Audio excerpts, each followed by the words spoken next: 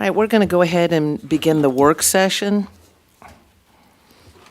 Hopefully everybody's had time to do lots of homework on this one. You weren't kidding about how packed this agenda was and everything, but that's all right. Just means we got a lot going on. We'll begin with A1, utilities. That'll be John.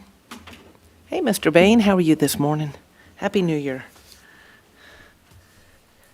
Good morning, Mayor and Council. I'd like to introduce for this conversation, there's no Mr. Judd Turner, who's helped us extensively with these contract negotiations. Mayor, it's good to be back with you. Good morning. I think, Be here on behalf of this item. We had, last time we talked about when the Carroll County contract came through for supplemental water, we thought this one was close, and so here we are. And just as a reminder, the agreement with Douglas County and the Water Authority that existed prior to this was an agreement entered in '08, and then you guys amended that a year or so ago, and so we've been taking about 150,000 gallons a day from the amended Douglas County arrangement, the '08 contract. That expires on April 1, and so this contract before you, its effective date is April 1. So it will supersede and take the place of the '08 agreement. And just high level, as a reminder, from an operations standpoint, and John could speak to this better than water from the '08 agreement, because it was not as favorable terms, frankly. But from an operations standpoint, we really needed to take some water through the new pump station at Connors Road, and so we negotiated the 150,000 gallons per day amendment to the '08 agreement, and that's been going well. I think from an operations standpoint, it's healthy to be taking from both sort of ends of the system, the Douglas County side and the Carroll side. So with that in mind, and looking at growth and looking at what was available that both providers were comfortable with, both agreements allow eventually up to 600,000 gallons per day to be taken, but right now the minimum commitments are 300 at Carroll and 300 with Douglas. The structure's a slight bit different from a volumetric cost standpoint, in that Douglas County's volumetric rate is set as a percentage of their retail tier 1 rate. And so when you at that minimum number of 300,000 gallons per day, that's 78% of their retail, so that turns into about $4.51 per thousand, which is, all this water is not as cheap as it used to be, but it's still, that's a little better than the Carroll rate. And then as you grow and you decide that, and John and the team decide, hey, we need to move this minimum number up, you need, in order to sort of encourage planning and consistency, that those would move up in 100,000 increments if you do need to move up. So 300,000 to 400,000 to 500,000 to 600,000 as your lowest rate on the minimum take. So that's the one thing about the contract volumetric terms that's a little unique to understand is, yes, it's 78% on the 300,000 now, but if we move to 400,000, we'll get the 78%, the lowest tier discount. So that all of that is this term is 10 years, as we talked about, with renewables up to 50 years, and I think this coincides well with the work that John and the team are doing on your own system, on our own system, to sort of make some determinations within this next term as to what our long-term needs are. But this is going to allow for some good growth, both within Villa Rica and as the system we have, and then have some available water if we need to. So I don't know if there are other questions, but that's sort of the high points. There are one thing I think, Mr. Carter, I think there was a question, last time from you about the other thing the '08 contract does cover, and they do the water billing. And so that provision is carried over here with a new, and this is in your materials, an updated map to show where those areas are. And there's a billing charge that when they bill for the water, they're billing for the sanitation and remitting that to Villa Rica. And there's $1.06 that we carry through from the '08 agreement that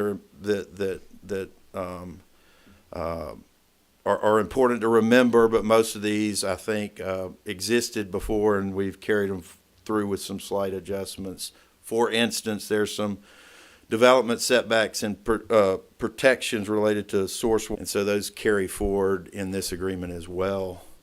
I think those are the highlights that I thought about sharing, but happy to answer any questions or other things. I don't know if this question would be more for you or John, but in regard to the buffers, because there was something about us adhering to their buffers. Are they the same as ours? What's the, would we? And John, you may want to expound on this from a practical Because there's standpoint. city buffers, there's the state buffer.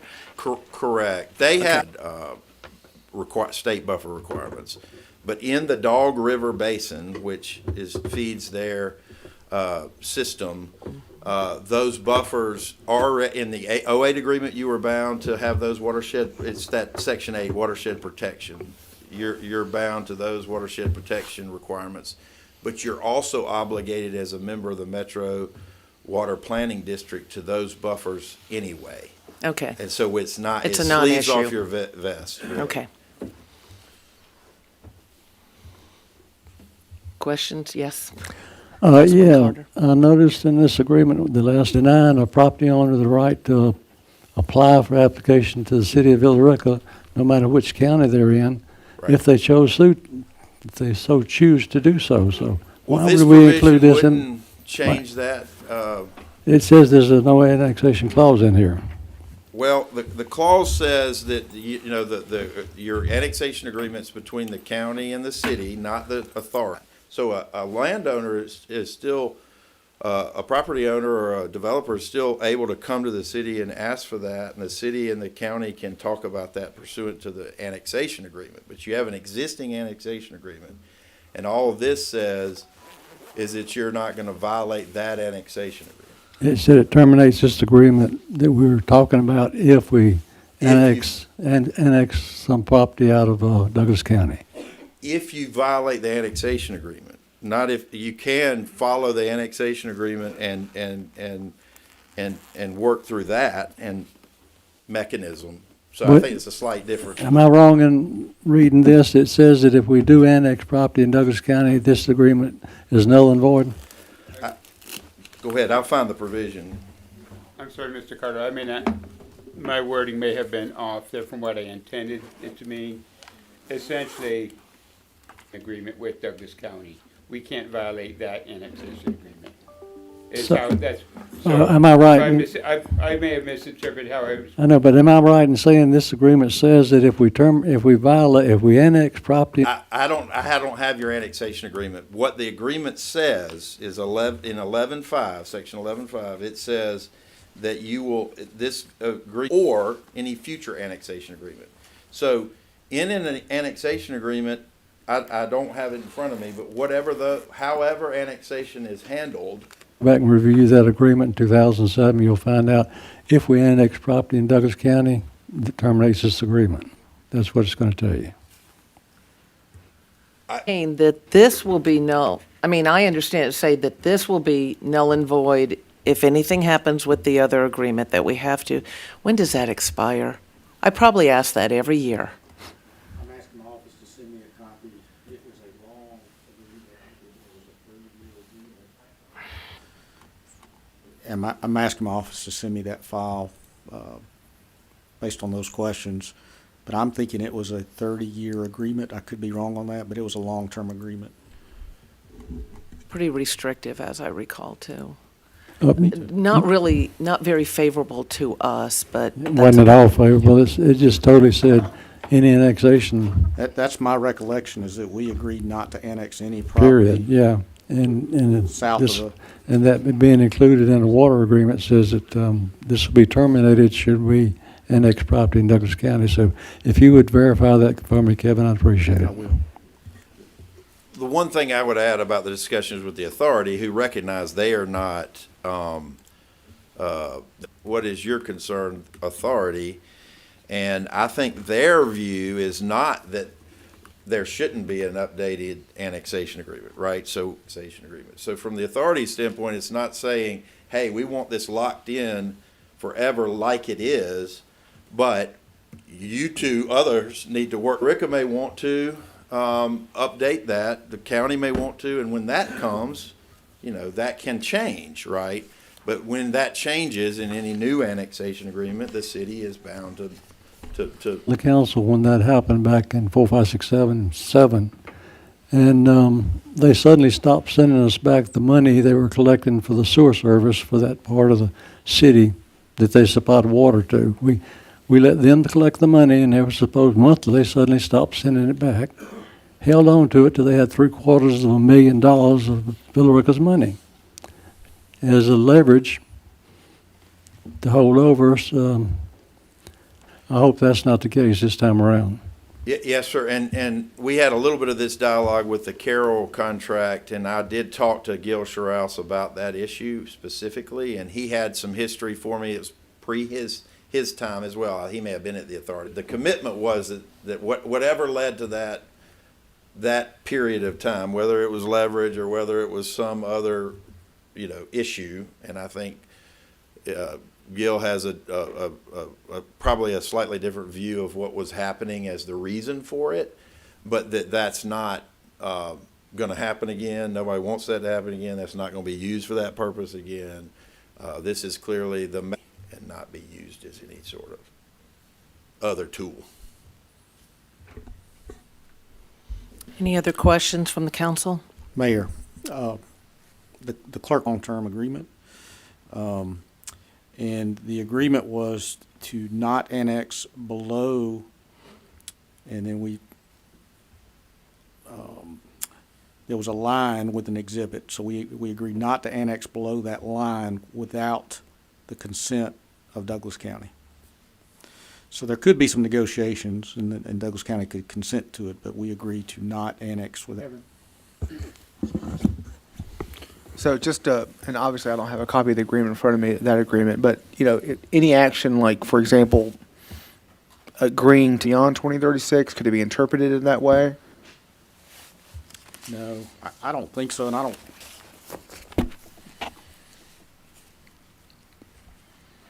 I think that. Right, okay.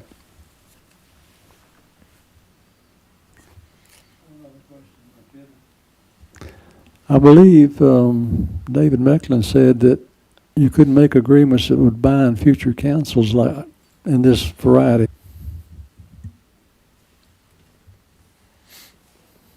Anything else? You're released. Thank you, Mayor. Thank you. For November 4, 2025 election. Good morning. I'm Teresa Campbell, the city clerk. August as qualifying, and I will come back to you at a later date for y'all to grant permission for the specific time periods within the window that the state has listed. But there is a requirement that before February 1st that we need to publicly post the qualifying fees, and the way that they are figured is 3% of the gross annual salary of the position that is up for office. There are 3 council positions that will be up for re-election or election, which makes it not 3% of $9,000 or $270, which has not changed as the salaries of mayor and council has not changed in quite some time. So pending this being approved today, I will post an illegal ad to both the Douglas County Sentinel and to the Times-Georgian that qualifying fees for Ward 3, 4, and 5 council seats will be $270 for the 2025 election in November. Right, and just for clarification, we don't set any of these. This is all set by the state, and it's a percentage of the salary. Yes. Any questions from council? This is And something we when is the have to do. When is the qualifying period for this year? The qualifying period is always the third week of August. Okay. Historically, this body has set that is Monday, Tuesday, and Wednesday of that week, and it is from 8:30 to 4 p.m. I will bring that back at a later date for your approval and to make sure that that is what this body wants to stick with in this coming qualifying period. There's another time requirement of when it has to be posted to the public.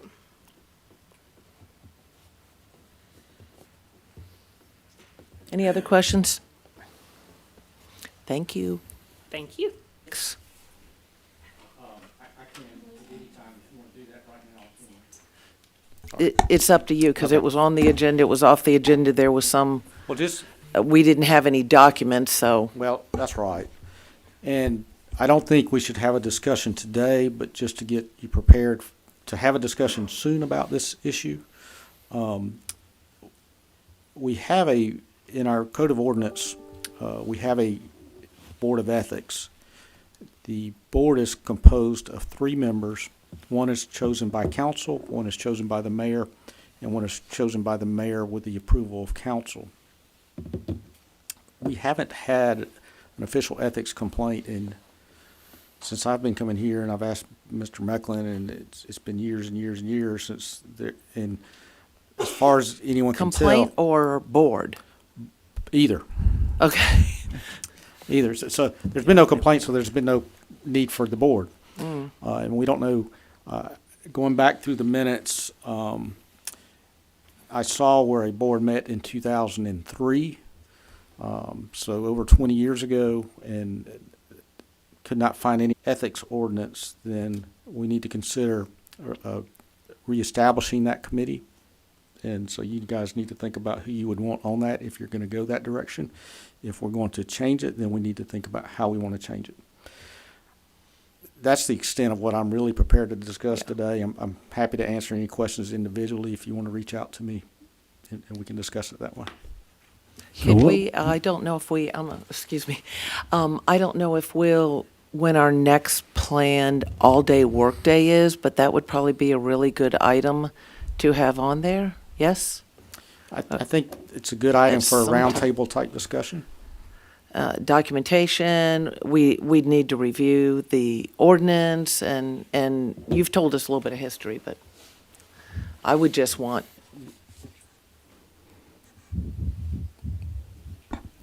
Couple reasons. One, we have the ordinance but no committee, and we're required, if we're going to maintain a status with GMA, then we're supposed to have that in place, the City of Ethics. Also, we've received a document that's labeled as a formal complaint.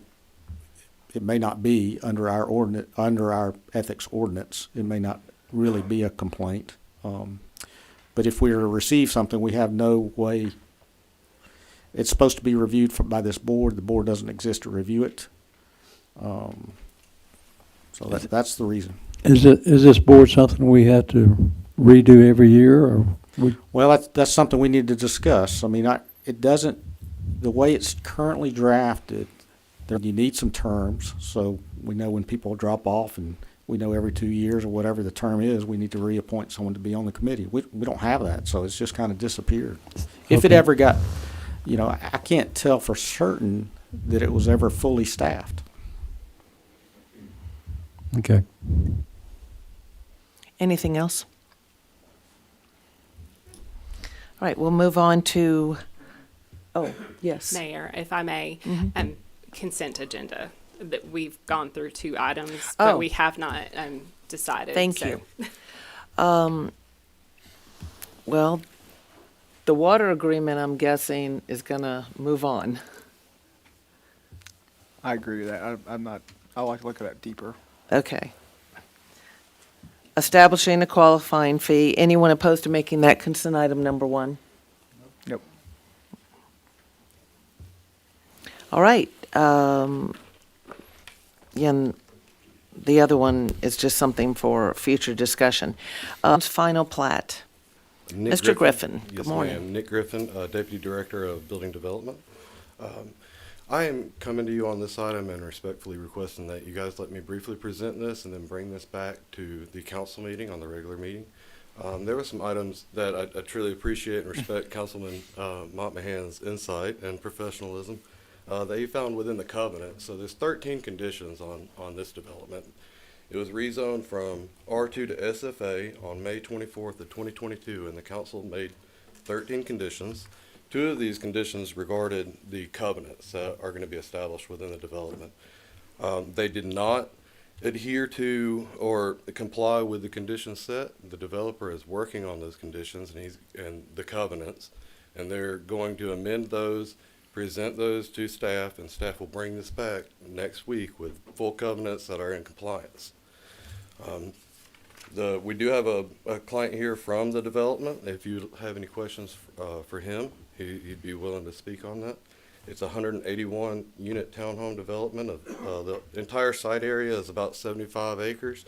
They plan on deeding over and donating 46 acres to the city for any kind of future passive park or any kind of development that would involve kind of an amenity for the public.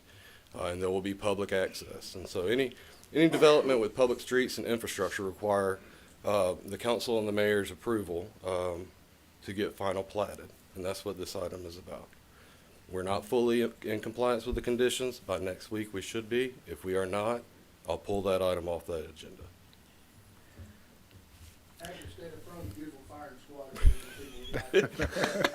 This is Mr. Clint, by the way. Larry, how are you? Good.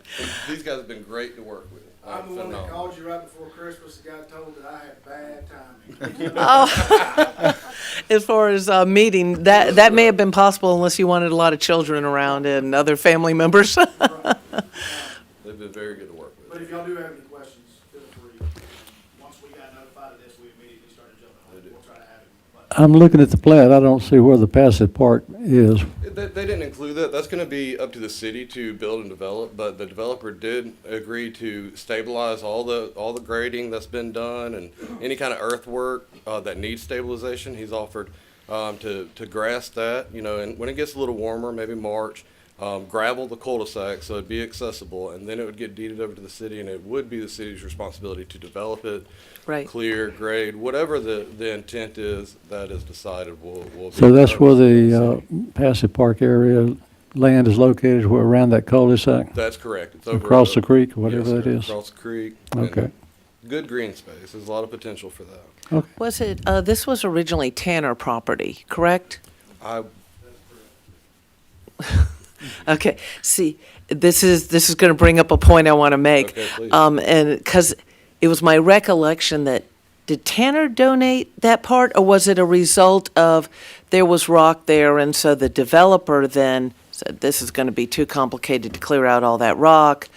You can take that, and I believe we're probably the ones that verbalized, making a passive park, and that was us, so people are going to expect us to do what we said. But you might want to come up to the mic. For the people that are on video, we can hear you, I but, would bet both of my legs that it's because there was rock there. okay. Yeah, we've been nothing short of rock out there for sure. So that whole Apparently back all section- over the city. And even when we come to the end of this, once we kind of start going to receive back, the bonds and stuff that we put in place, I mean, really, I would like for the city to be able to say what they want in that back section, if they want rock or if they want us to grass it. If we're going to if you guys are looking to turning it into a future park, I'd rather have some real nice grass established for you guys to then decide what you want to do instead of just having rock there. Because we can maintain it all the way up until we get everything there. And then when it's turned over, you guys have a nice grass section to then decide what you'd like to put there. But that'll be up to you guys later. Thank you. Okay. Yes, ma'am. Nick, thank you so much for Yes, ma'am. working on this, and Councilman Momtahan for catching those things. very appreciate it. And I was about to say Diana, Ms. DeSantis. This is going to be a real challenge on some of these things. We've seen what happens when we have a turnover, and maybe not just in staff, maybe that wasn't the same person that was working on it back then. If we have a changeover in council, sometimes somebody's not going to remember what happened previously in a particular ward. Some way, we have to make sure that the notes, the conditions, that everybody gets passed over, because, I mean, this could happen anywhere. Something could happen and a person leaves, there's a death, they go to a different job, and whoever walks into that office or position needs to know what the requirements are, because there's no telling what we would miss, not just on this with the conditions, whether it's going to be an HOA or whatever, or what they've agreed to, but this could happen on numerous developments around the city. Well, not just developments. So whatever we've got to do to make sure that all those records are there to be covered by whoever steps in to take that position. See, you knew something, right? Because you'd been there at that time. That's not always going to occur, and somebody may not catch it. So I don't know what we have to do from y'all's standpoint, but thank goodness, there's enough people here that have been here enough years to pick up on things we may have missed otherwise. Mayor, if I could, Yeah. the city has been implementing a program and software called Laserfish that would actually do exactly what you've just spoken about. It has a great search engine that all of our shared drive files are going to be in. They're going to be easily found and grouped together. So That'd be good. the next item, next final plat that comes before you, when we get that software implemented, I'd use a search function, and it pulls up any council meeting, any document that's been saved, and it would have pulled up both the rezoning to R2 and also the May 24th council meeting. So we're really excited about this software. We're in process, and Ms. Diana can speak a little bit more on that, but the hope and the goal is to have that established so we aren't digging through 100 folders on the shared drive, not knowing where something has been placed. It'd be neatly organized. So we are excited about that. I've been watching these meetings long enough prior to council even to know that, you were looking for papers in an attic somewhere, right? From umpteen years ago. But anyway, but thank you. Thank you. Just to add on to that, we've been working diligently to get everything together. We've got about 4 staff members working on everything right now, pulling all the stuff from the past, getting it into files that everybody can see in the city. Nick's got a great chart of the developments that we're on, going back, pulling these agreements, getting them all into organized. That was one of our goals for 2025. And they even go back to the real old stuff that's over in the drive-through over there at City Hall to get all this stuff updated, and we'll be better prepared. But the staff's working hard on it. They're doing a good job. Well, I've noticed just by the information that we got in the emails going back and forth that you were able to go back and grab that and document everything. Just real quick for a clarification, I only have so much time on social media, but I'll get on there every now and then. I'll see comments, and I don't always have time. Well, most of us don't have time to respond to everything, but we are in a multi-residential moratorium, and so sometimes people don't understand that this is not a new development. They're like, oh, something else is popping up, that this goes back to 22, correct? It goes back even further, but the last rezoning was in 2020. That's right. That's right. It went back further because originally a single family. So it's confusing to people if they're driving around town, all of a sudden they're going, uh-oh. And sometimes these things go back 6 years or more if you're talking about even Old Town Road. So I'm just saying that for the public record because I know it's confusing to people when they're looking and they're seeing all this stuff pop up and go, well, how can that happen if we're in the middle of a moratorium? Because these things go back sometime a couple years, sometime multiple years.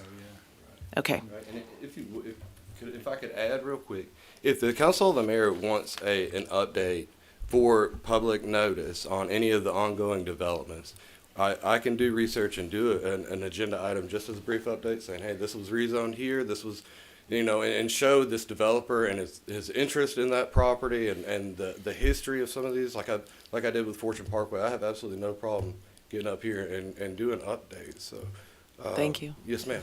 Thank you, Nick. Yes, Yes, Councilman McCoy. Okay. First of all, I do remember this. I think this was before I was on council, and I and I do apologize, I shouldn't, but I have an elephant-like memory. So I know it takes me a while to understand everybody does not have that type of memory. But I distinctly remember it coming from Tanner. I remember the houses were more, I think they cut them by 4 to 12 or something like that, and then it became townhomes. I also remember Tanner coming up here to give a check, and I remember Tracy Ivy accepting that check. So, or a park or whatever the park equivalent of those big checks are. So, that you get on The Price is Right. But anyway, my point being is that, I do seem to remember this in my head very well, but my main question with this whole thing is, where was the breakdown? Like, because I remember a couple last meeting, it was supposed to be on consent agenda, then Matthew brought up the point, which has since, now it's not going to be on this work session, and it's not going to be, and if it's not right, it's not on the agenda. So we missed something. So I feel like we haven't been told where the breakdown was. I can explain it to you really Okay. quickly. So in my history, in my tenure in this role hasn't been, it came later than a lot of these rezonings and these developments and things like that. Part of these public developments that are going to be public streets that the city is going to own come with those conditions that the council imposes. Correct. Those conditions I was not aware of. I should have done more research, and that's why I had to bring it back. Councilman Mottman, like I said, I greatly appreciate his insight and his memory as well. He reached out and stated those conditions, and then he's even pointed out that the conditions are not satisfied. Now, with the final plat, though, some of these conditions cannot be satisfied until the development starts construction. Okay. Okay, so a lot of these conditions aren't met yet. They will before they get a final CO. I guarantee you that. So it's just part of, it's checks and balances, doing the research on the development, making sure that, hey, any conditions, anytime it went to council, will be researched, and if there was conditions imposed on that development, I'll bring those to your attention. And so that was the breakdown. He got it. He was like, hey, why don't you put the conditions on there? They got rezoned twice, and sure enough, they did. And that's when we put the conditions, requested the covenants. The covenants didn't comply. We're having them change those before final plating, because he did have a concern of the homes being sold and not being held to that condition or covenant. I'm sorry. And understand my concern is because we put lots of conditions on stuff, and like I said, I have a very good memory, but I'm not going to remember every single I'm not going to remember every single condition or any. So we have to make sure that those are in there, and I do think it's fair that the public knows, like, where. I understand there are extenuating circumstances, but I think they need to know where the breakdown is. Absolutely, and I have no issue, never have, on admitting, where I have made a mistake, and that's why I asked if you'll allow me, let me come back next week, and I'll pay penance today and go do some research on some other things. But I do appreciate the council and the mayor, truly. Okay, thank you. Thank you. In your defense, you weren't in that position. That's what we just talked about with this new software and everything else, is to have those things. They are readily available, and we won't be digging through papers or having to depend necessarily on our memory. It will be there. Right. So Thank thank you you. very much. Appreciate it. And thank you for being a pleasure to work with, according to staff. We appreciate that.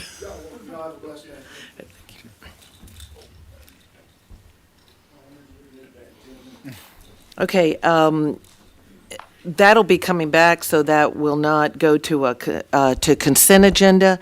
We will move on to D1, finance, year-end budget amendments, and we got a bunch of them. Good morning. Jennifer Hallman, CFO. We'll go over the first batch of budget amendments. They are for the prior year. You'll probably hear me say this word a couple of times in describing these budget amendments that I'm bringing before you today, is housekeeping. At the end of the year, we look at all of the departments within the general fund and the water and sewer fund and make sure that no department went over budget. If they did go over budget, there are reasons. We were aware at the time. Sometimes we just let it see, we'll wait and see how it ends at the end of the year before we address the budget, because there are other departments within the same function that may have funds available. So the 2024 housekeeping cleanup budget amendment is just cleaning up departments that went over budget. We did have several revenue line items that were originally budgeted at a lower amount than what we actually received. So we're amending the budget for that as well. And Forgive me, mine is buffering, and this happened yesterday too, when I tried to pull up one or two documents. I don't know what the deal is. So I looked over there, and yours is pulling up, so it's not a system problem, right? Pardon? Yeah, you've got it. I am seeing nothing on the amendments, not that I didn't review them. So go ahead, and if I have a question, I'll try to figure out Okay. what it is. Is it, On this particular one, I need to know, are you going to bring to us a summary of how the departments did last year so we can see Yes. which ones did well, which ones didn't quite make it? Yes, this budget amendment will clean up the deficits in the respective departments. And then I believe we have a finance committee meeting in February. Okay. So I can give you an unaudited Version of what Version. last year, how we did last and- year. Yes. Okay. And we performed well. We're looking at probably about breaking even this for fiscal year '24. But with that being said, that includes us spending about a little over $400,000 on the reno for the fellowship hall in the church, or mainly the fellowship hall in the gym. So we had revenue that far exceeded our conservative budget estimates that more than made up for that. So we're looking right now about probably breaking even, may $10,000 or $20,000 to the good. But I think we performed well. Good is better. Yes. I can't remember if it was on the first section of amendments or the second, and I didn't get a chance to call you because by the time I reviewed on the weekend and yesterday, just turned into a blur, and it was after hours before I could have gotten to you. It made it sound like some of the items are basically, they're not finished yet. That's the next set of. That's budget the next one. amendments. Mhm. Okay. That's all I need to know. Okay. So moving to the next set of budget amendments. These are 2025 budget amendments, and yes, there is a lot of them, but again, it is housekeeping. And what this is any open purchase order that was still legitimate and open at the end of our fiscal year, that say maybe the service wasn't performed or the item wasn't received in 2024, we roll those encumbrances over so that when the invoice is received, then we have a purchase order to apply to those invoices. But we also want to roll over the budget so that it does not impact the current year's budget. Because it was budgeted for last year, we're just rolling that budget over this year so that the invoice can be paid. So in layman's terms, you're basically paying, if something's in limbo, it's been ordered, and you're basically paying for it out of 2024 money, not 2025 money. Absolutely. Okay. Yes. I hope that was easy to understand. Yes. Very well said. The second set of budget amendments are the capital project rollovers, and Mayor, that's the ones that you were probably speaking of. That These one were actually came up, so I can see it, thank goodness. particular capital projects that have not been either fully completed or maybe they were not started just due to the scheduling. So again, because they were budgeted for in 2024, we're moving that money from 2024 to 2025 so that the project can be completed. So when we have overages in departments, and it was, I believe, close to 400,000 on that redevelopment of what had been the church fellowship hall. So here's the thing I want us to be thinking about going forward when it involves the governing body and we see the cuts in the budget. So I understand there'll be overages at time, but then you said, oh, but we got additional revenue, and it happens every year. I think we budget probably pretty conservatively, so the tax money comes in better. I think there's going to be a time when council is going to want to know things that we want for our citizens too, and have some option about what to do with some of those overages. Do you know what I'm saying here? And I think you do, because we talked about how many things we cut, and sometimes we feel it's like things that we've wanted to give our citizens for years. Maybe it's in your ward, and the money's not there, so we don't do that. What do we have to do going forward when all of a sudden, okay, there's this extra money, but y'all have already decided, well, it's going to go to cover this, it's going to go to cover that. I think council might want to have a little say when that extra money comes in of, oh, well, can we restore that thing we wanted to do in Ward 5 or Ward 3 that didn't get done? Can we use some of that money there? I just want y'all to include the council on that in some sort of way. Yes, So, ma'am. Yeah, we talked earlier about, I think you said a roundtable session or, separate session from here where we can have those kind of long, all-day conversations and kind of going back to last year's budget and looking at the items that were cut, right, and kind of bringing that list back up. And if there are items in addition to those that were cut from the 2025 budget, certainly that would be a at that point. Okay, thank you. Any other questions from council, concerns? All right, anyone opposed to making D1 and 2 consent items? All right, that'll be consent item number 2 and consent item number 3. Oh, this is always fun every year, the write-off customer receivables for the people that leave town or move or whatever and leave us water bills, right? Exactly. Okay. So again, this is a housekeeping. This is something I come before y'all once a year. You can see that for this fiscal year from October 2023 to September 2024, we're asking for the write-off of $48,509, which is 0.45%, which is still within the range. Actually, it was the same percentage as it was last year. That is the percentage of revenue, is how we base it off. Also, the second box on the agenda item cover sheet, you can see the entity comparison. And we're about within, we are within range with what our neighbors are collecting or writing off as a percentage of revenue. We are at, average about 0.45. That's what we actually are asking for today is the 0.45% for write-off for 199 uncollectible accounts.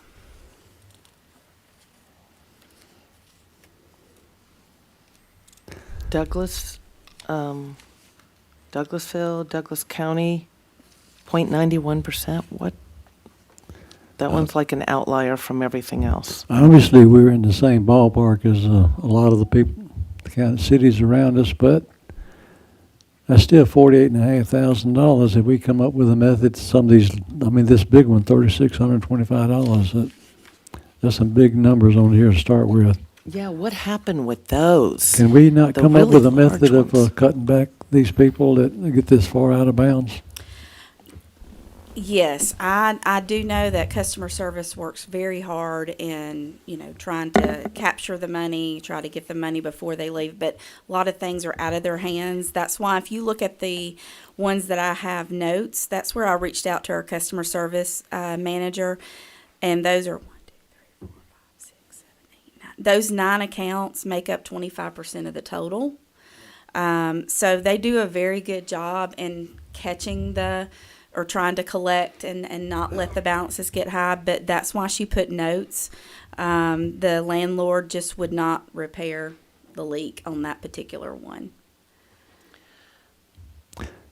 I realize it's just a tough way. We're kind of caught in the middle on this thing, but there should be some way of shutting it down before they get that far out of bounds. That's $3,600. That's quite a bit of money. It is, but if it's a big leak, that could be 1 month. It could be 2 months. You just don't know. It just depends on We can't turn the water off, huh? Okay, so I've been here long enough to have a few questions too, because we remember when we did some things in the past, you all of that have been on council, we were, but I don't have whatever the software is that will pull it right up and it's not all up here.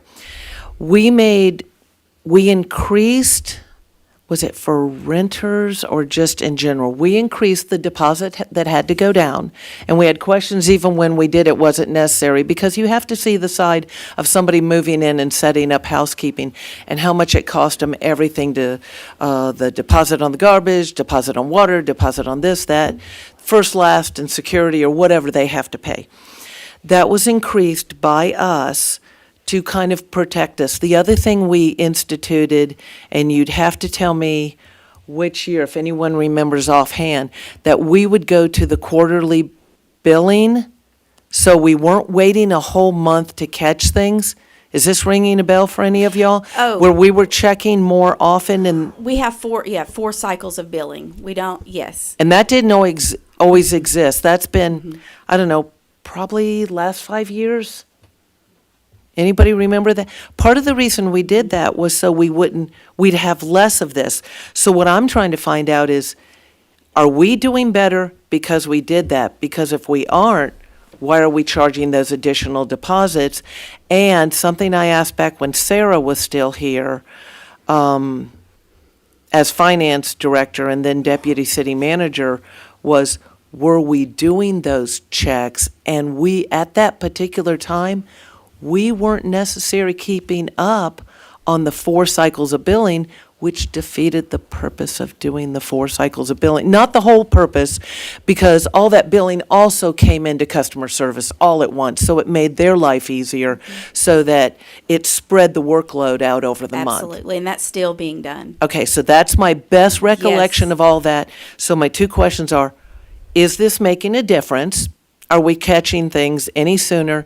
And on those 4 cycle billings, are we staying on top of it? Because if they have a leak, at what point in those 4 cycles do we not figure out that somebody has a $3,600 bill? Like, I'll just add to it. So all that water came out in a week? I don't know. It Maybe can. it I mean, did. it really can. If you have a blowout in your front yard and all that water is running through the meter, and for some reason you're out of town and you miss it, that can easily be a couple of $1,000 water bill before it's repaired. And when you're a renter and you're not necessarily responsible for the repairs, and you're notifying your landlord, and perhaps the prudent thing is to call the water department and say, hey, we've got a leak in the yard, let's get this turned off. But in terms of the technology right now, it's not like we have the system set up where we're getting pinged on high leak and high usage notices. This is something that has to be reported to us, or it's checked during the billing process. And with 4 cycles, they are probably hitting different parts of the city throughout, on top of work orders that they're receiving. I don't think a $3,600, I know it seems incredibly excessive, but to have one, I could definitely see that happening, and someone having a landlord that did not make the repair and decided to move because that wasn't a habitable situation for them. And it is unfortunate, and we are the byproduct for that. To answer some of your question about the data, it does sound like some things were done in the past to help with this. Certainly 4 cycles get you out there. It's a lot easier, I think, for staff in terms of processing not only the billing, but the payments that come in as well, to keep up with work orders and the disconnect process. We can certainly look at the disconnect process and see if there's something that we can tighten in terms of the number of days in between billing, receipt of payment, and when disconnect is reviewed. But I would say it's hard to just look at the percentage of revenue and say this is working or it's not working. You definitely have to look at the volume of water that was lost as well. Okay, is it the new meters we're putting in, do they have the technology that would allow us to detect unusual leaks? There are add-on features with antennas and different technologies that can go in different spots of the city. We do not currently have that in place. Would they be compatible to convert? Yes, sir. Do we have it now? No. Okay, so maybe y'all can just let us know if there's something we can do better, because aside from these really big ones, you're looking down, you're seeing somebody skips town on 500, another 600, another 500, another 400, 500, 500, 400. They left those bills, and why should we be concerned? Because everybody else that lives in the city is paying it. You know what I mean? our constituents, our citizens are paying for these people. So if there's something else we need to do, because it does not seem to me, I'm glad the quarterly is good because it's also the workload being spread evenly and probably better customer service as a result. Okay, these, What doesn't seem to be helping us is that we upped the deposits because people are still leaving with these large bills, and I don't see that the amount is getting less. One thing about that process, though, when you do increase the deposit, is the deposit would be applied before the account would be written off. So that is a net of the deposit that we did receive. so these would be higher if it wasn't for the deposit. That's correct. Which is a good thing for us. These $500-600 bills have to be over more than 1 month's period. Got to be, surely they're more than a month. They got to be several months. A pretty bad toilet leak could certainly result in a couple I'm $100. seeing a ton of them, at least $400 or $500 and up. There's a bunch of them in here like that. So I'm wondering how many months that is. If there's no sewer credit applied to a water leak, that could be a month with a leak. That could easily be a month. Okay. Yes, sir. Councilman McCoy? I was going to say, they did not apply sewer because I called the city, but before I was on council, let me say. But when we filled up my pool, it's a $17,000 gallon pool, and it was a $300 water bill. And that's without sewer. So to give you, I'm just saying that to give context of 17,000 gallons, and then you have a $300 water bill. Granted, that was 4 or 5 years ago, but still, that kind of puts, it could easily be done, I guess.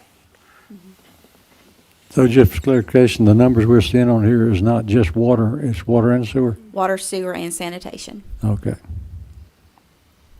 And lastly, do we know the percentage of rental properties, if this is more prime? I'm thinking when people are, because they'd have to be skipping town, or in our case, even when we bought our small rental house, there was some sort of leak and the guy left with a big bill to the city. And so it can be the sale of a house. If there's anything else we can do that would help, that we need to make a decision on, just let us know. I think Okay. that's it. Sure. More comment. Yes, ma'am. I'm talking from, this is under 1%, correct? Correct. Isn't the standard, your allowance for doubtful accounts or whatever should be about 1% of your revenue or something? I mean, I would say that's probably pretty standard, maybe based upon what type of revenue or collections it is. But yeah, we're actually under 0.5%. Okay. 0.45. So my point being is when you're in something like this where you have to collect, especially monthly or for a utility or for a service, it should be, and I'm sure it is, but I just want everybody to understand that it is accounted for, that there is going to be a certain percentage of our revenue that a CPA is going to anticipate that we're not going to get. It's the cost of doing business. Exactly. That was Yes. my point. It's not, no, our customer service and techs do an awesome job. And I would ask if you is very respectful and professional, but also firm. So they have rules and policies they have to follow. And if anything is outside of that, then I will get a call. And if it's outside of my authority, I will bring it to Diana. So there is a rhyme and a reason. It's just cost of doing business. And you can see as part of the cover sheet, we had budgeted a total of $55,580. So we're actually under budget, in addition to being 0.45% of total revenue. This is still turned over to the collection agency. Whether that gets collected, if the people I know, care, and if it hurts their we get a little bit credit, if they we get get a little it, bit yeah. back. But from That's an all we can accounting do. standpoint, we have to, bring this before y'all so that we can make our adjustments. And isn't this coming from an enterprise account? Yes. Okay, so therefore, it's not coming from the general fund, so it's not, Correct. it's reflected, it's reflected in the consumer's bills probably, but it's not a tax, it's not like Correct. the taxpayers are paying for it. Correct. And it's fair to point out as well, when when we are going to collect money that is owed, it costs the city money in order to put anything into collections as well. Excuse me. So I just want to point that out as well when we're talking about the cost of doing business. This is the cost of doing business, and it sounds to me like you guys are doing an excellent job if we're well under the budgeted item for that. Absolutely, thank you. Are we getting back more if we turn it over to collection agency? Are we getting back more than it's costing us? I mean, are we at least breaking They even? get a percentage of what they collect, so. So, is it cost productive for us to turn it over to them? I mean, we're not losing money turning it over We're to not them. losing, Okay, because by the time it's turned over to the collection agency, the chances of really getting any of that money back or paid is very low, but it's still in somebody else's hands to make that collection, and if not, it affects their credit. as long as we're not losing money to turn it over to them. Correct. Okay, Correct. that'd be senseless. Okay, Right. thank you. If there But aren't- you would lose a percentage of what was collected, though. Correct. So, but that's what I'm saying, like, yes, there's still a cost. I mean, ideally, it would be great if 100% of people paid their bills. However, that's not realistic. And so when it go, why not? It's just not realistic, unfortunately. But, understood, but, you know, that's why collection agencies exist, is because not everybody does pay the bills.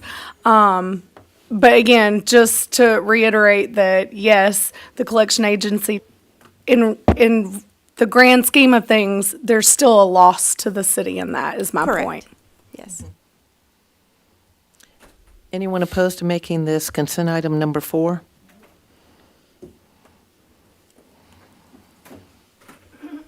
All right, thank you. Got one more. Oh, I'm sorry, wait, account receivables. Oh, yes, you're doing the floating homestead exemption, yes.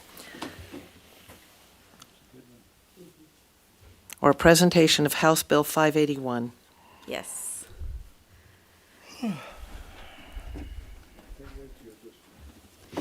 Okay.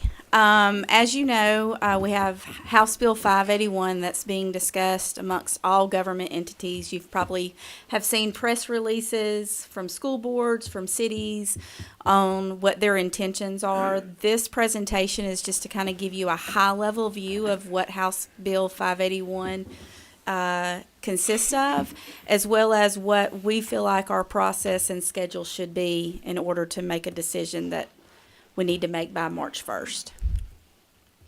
So the topics of discussion is just some general information about House Bill 581, the points of interest being the floating homestead exemption, the new sales tax, which is now called a FLOST, which is the floating local option sales tax, and the process in whether you choose to opt out or not, and then our proposed schedule. So we'll jump into the House Bill 581 general information. It was passed by the Georgia General Assembly during the 2024 legislative session and signed into law by Governor Kemp on April 18, 2024. In November, there was a statewide referendum, H.R. 1022, passed with an effective date of January 1, 2025. This provides several significant changes impacting local government revenue, and we'll talk about what that is in a moment. So regarding House Bill 581, the floating homestead exemption portion, it implements a statewide floating homestead exemption for all local governments, counties, cities, and school boards. And you may ask, what is a floating homestead exemption? It is a special type of homestead exemption designed to offset or reduce increases in the taxable value to the property. You'll also hear it being referred to as a base year or value offset exemption. Both Carroll and Douglas already have a type of floating homestead exemption called the freeze. We've talked about that it only applies on the county's portion of the tax bill. But they're also considered a floating homestead exemption, but they do not have an annual inflationary adjustment like House Bill 581 is providing. So House Bill 581, floating homestead exemption, it is unique because the base year value is adjusted and will increase by the rate of inflation determined by the State Revenue Commissioner, which is likely going to be the CPI. The effect of House Bill 581's homestead exemption, the taxable year of a home may only increase at the rate of inflation every year. And essentially, you're controlling this. Controlling this will control how much value of a home can increase annually. Homeowners that have already granted a homestead will receive this exemption automatically if we choose not to opt out. However, non-homestead property like commercial will continue to be valued at fair market. The second portion of House Bill 581 is the creation of a new sales tax called a floating local option sales tax, or a FLOST.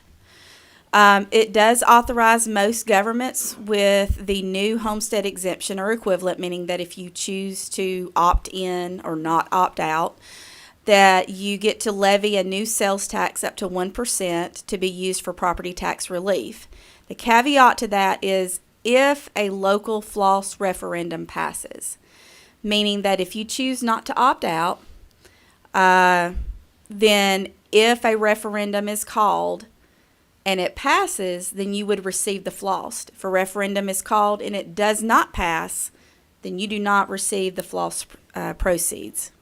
To be eligible to levy the tax, both the county and all cities within the county that levy a property tax must have in effect this floating homestead exemption, either one created by this bill or other local floating one like the freezes that Douglas and Carroll County have.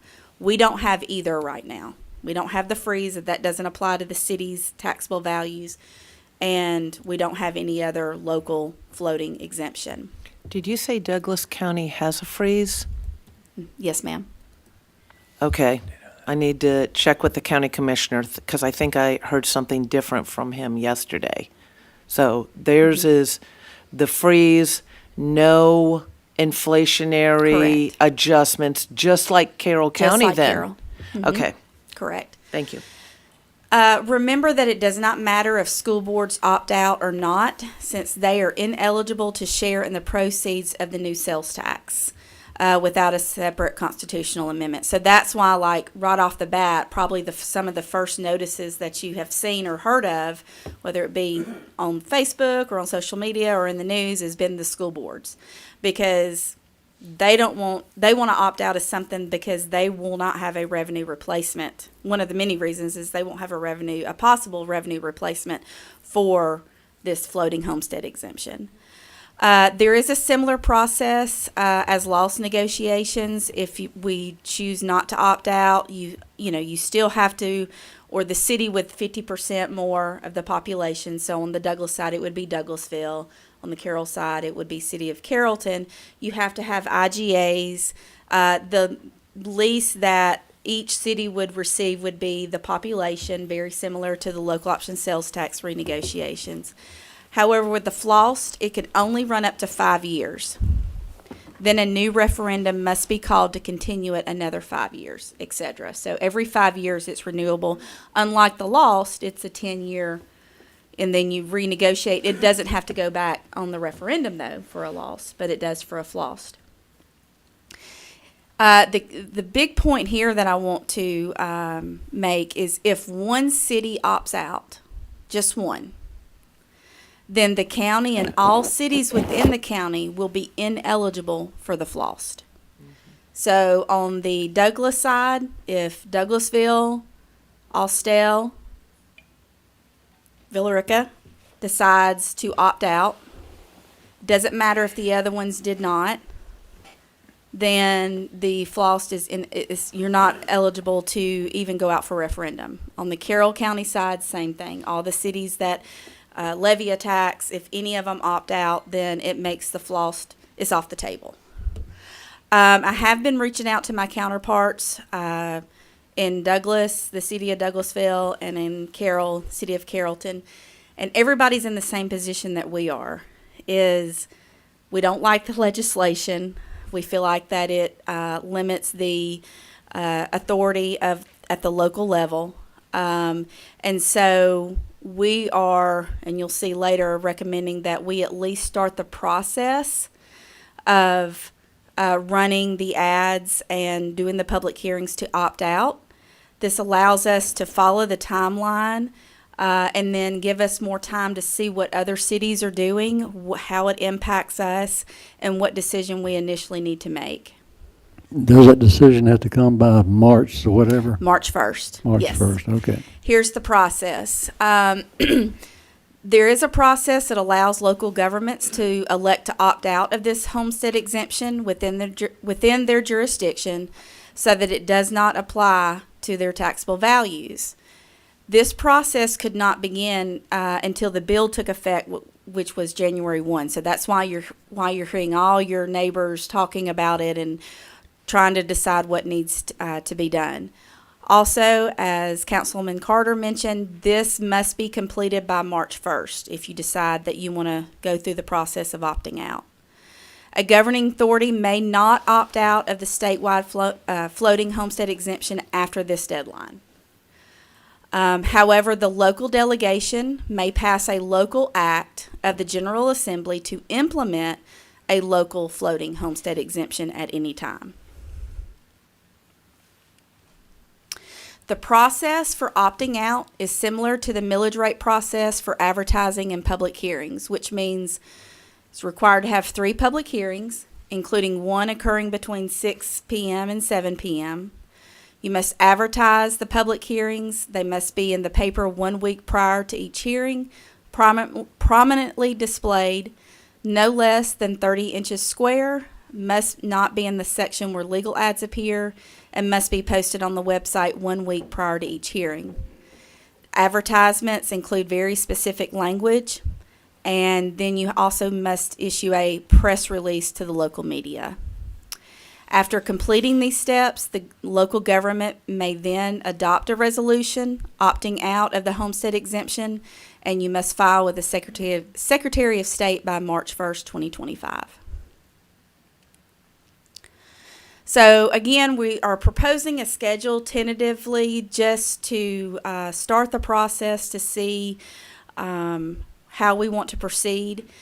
So in talking with Diana, of course, we have not confirmed y'all's schedules because one of these meetings is actually a P&Z, but we did that on purpose. We thought, well, maybe if we've got a quorum, we can at least have one of these public hearings at that time. So that's the January the 21st at 6 p.m. would be the first public hearing. I would need to have the ad in the paper no later than January the 14th. The next public hearing, number 2, would be February the 4th, which is a regularly scheduled work session at 10 a.m. And then the final public hearing and the vote on the resolution, on however y'all decide to vote, would be February the 11th at 6 p.m., which is a normal council meeting. So, we wanted to just give a brief highlights a little bit of what its impacts are. I did attach to the agenda item this presentation, but that I attended, or webinar that I watched, a lot of good questions and answers about the impact of House Bill 581, the process, how it impacts us. That was fun. But how were you going to find out otherwise? But it was tedious.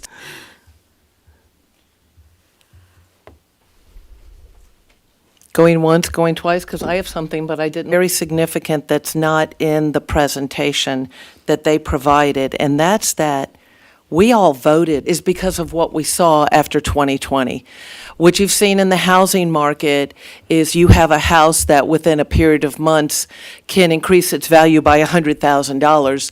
Things have happened in a way that probably most of us haven't seen very often, other than before the crash, there were some really unusual housing housing prices.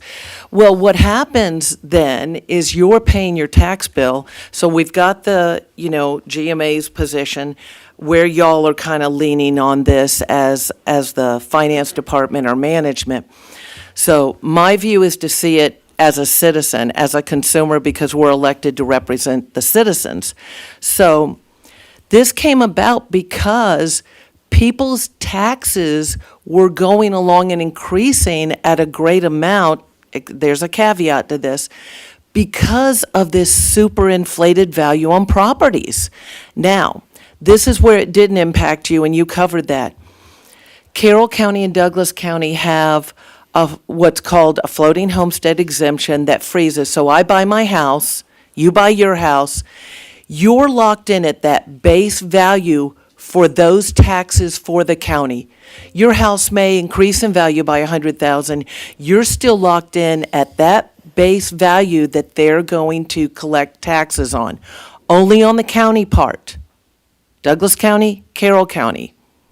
So your taxes won't skyrocket with them, even if you have that superinflated value, because you're locked in. You have a floating homestead exemption that is frozen. It does not adjust with inflation.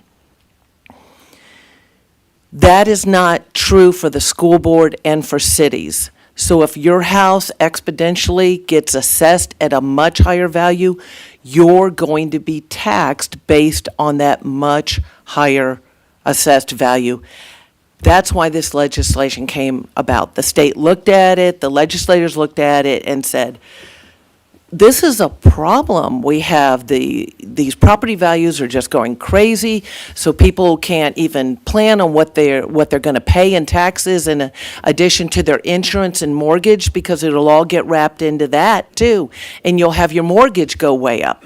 So they wanted to have a way to regulate it to a degree, except not freeze it. It would be allowed to go up, but it would have a cap on the inflated value of your property. And that cap will be based on this, we think, the CPI, okay?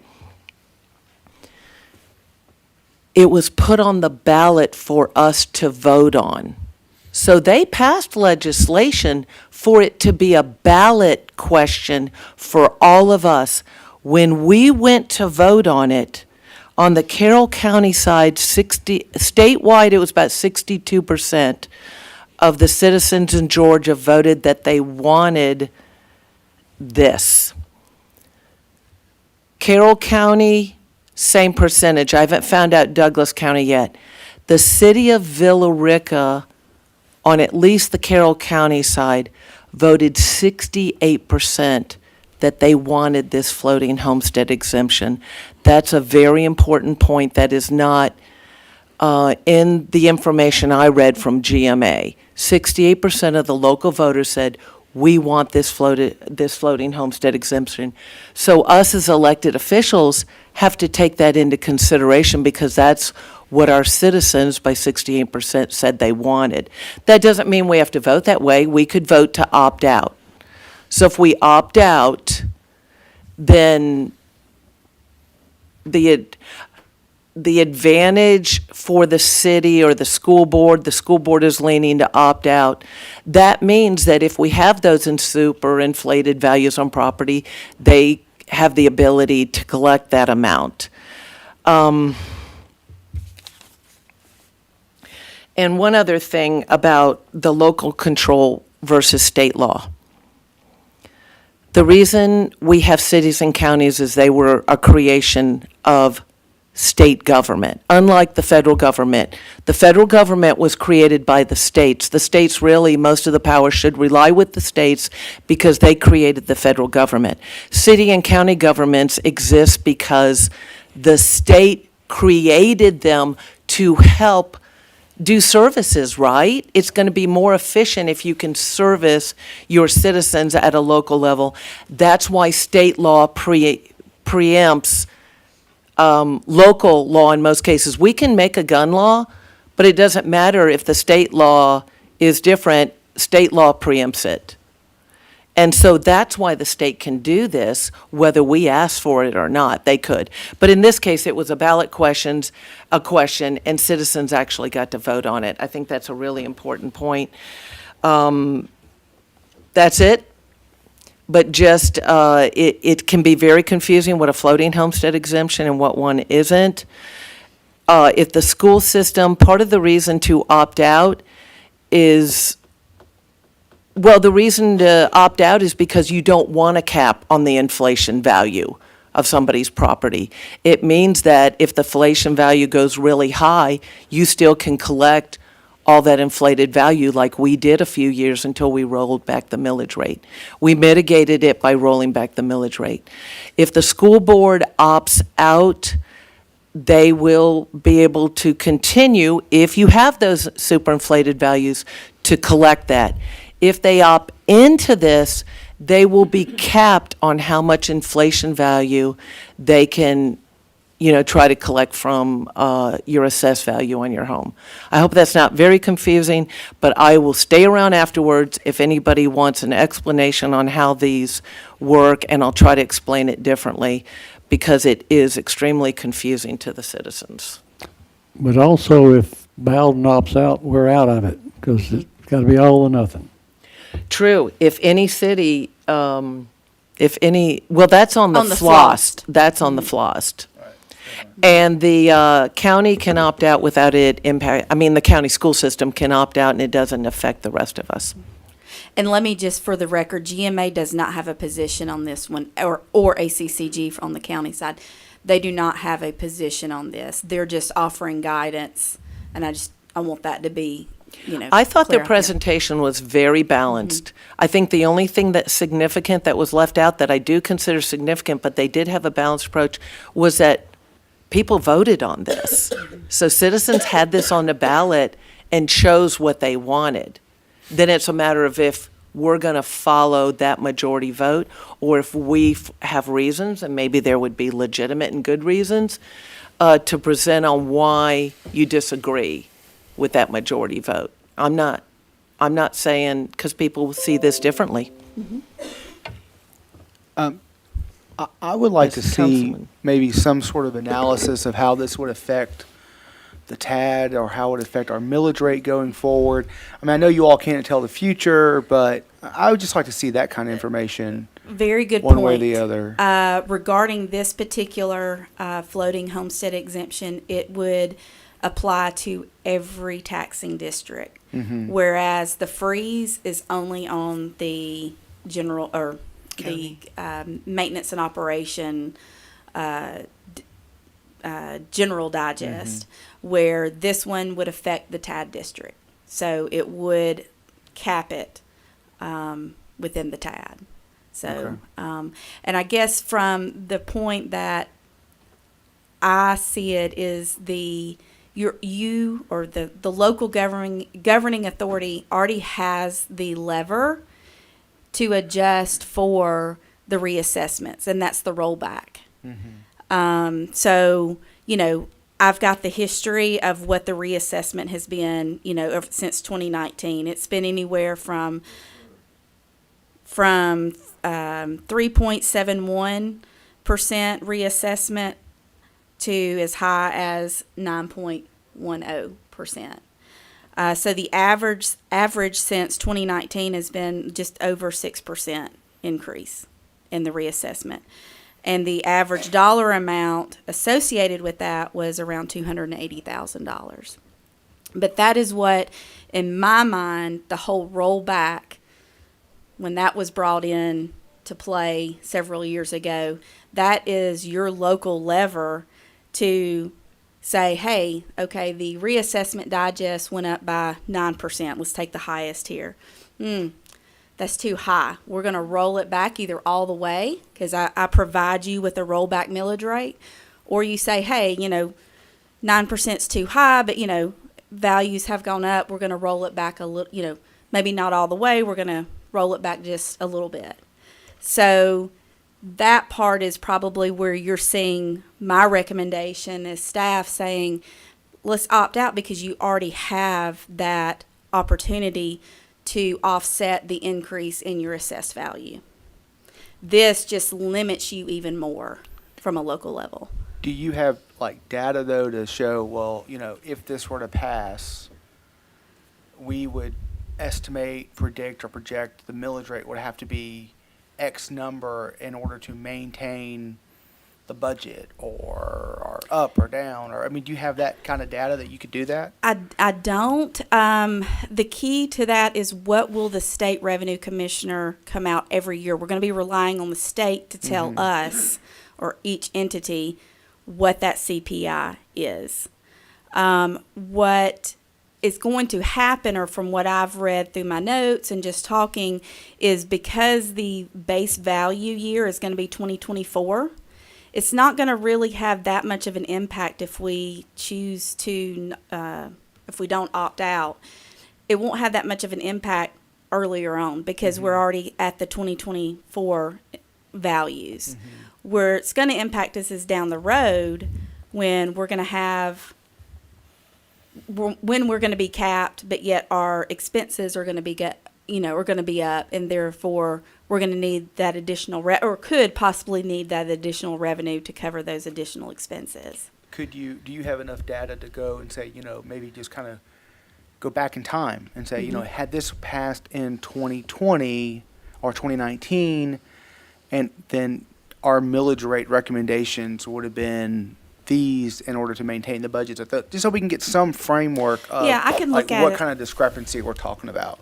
Yeah, I can look at that because it's also a factor is if we're not going to be receiving the local option sales tax. If we're going to be receiving that, then it's not that bad of a deal, you know, because you would be getting almost I don't know how much of a full replacement, if it would be more or less, but you would be getting some replacement of that revenue through a local option sales tax. But all entities, excluding the school boards, cannot opt out. And what I'm hearing just from buzzing around is I think everybody's going through this process because, one, they're not quite sure what they want to do. Two, they want time. This gives us time to follow the process and procedures, just like we do when we're anticipating, are we going to roll back the millage rate or not? Ultimately, it's your decision after the final public hearing to decide what you want to do. But if we don't start the process now, we won't make the March 1st deadline. And so we want to be able to go ahead and start the process. But the ads will say Rica is intending on opting out because that's the required language. We have to present it that way. And after the final third hearing, then you can ultimately decide if you want to pass the opt-out resolution or you just do nothing. You don't have to opt in. It's only an opt-out. It's automatic. Correct. It's automatic if you don't.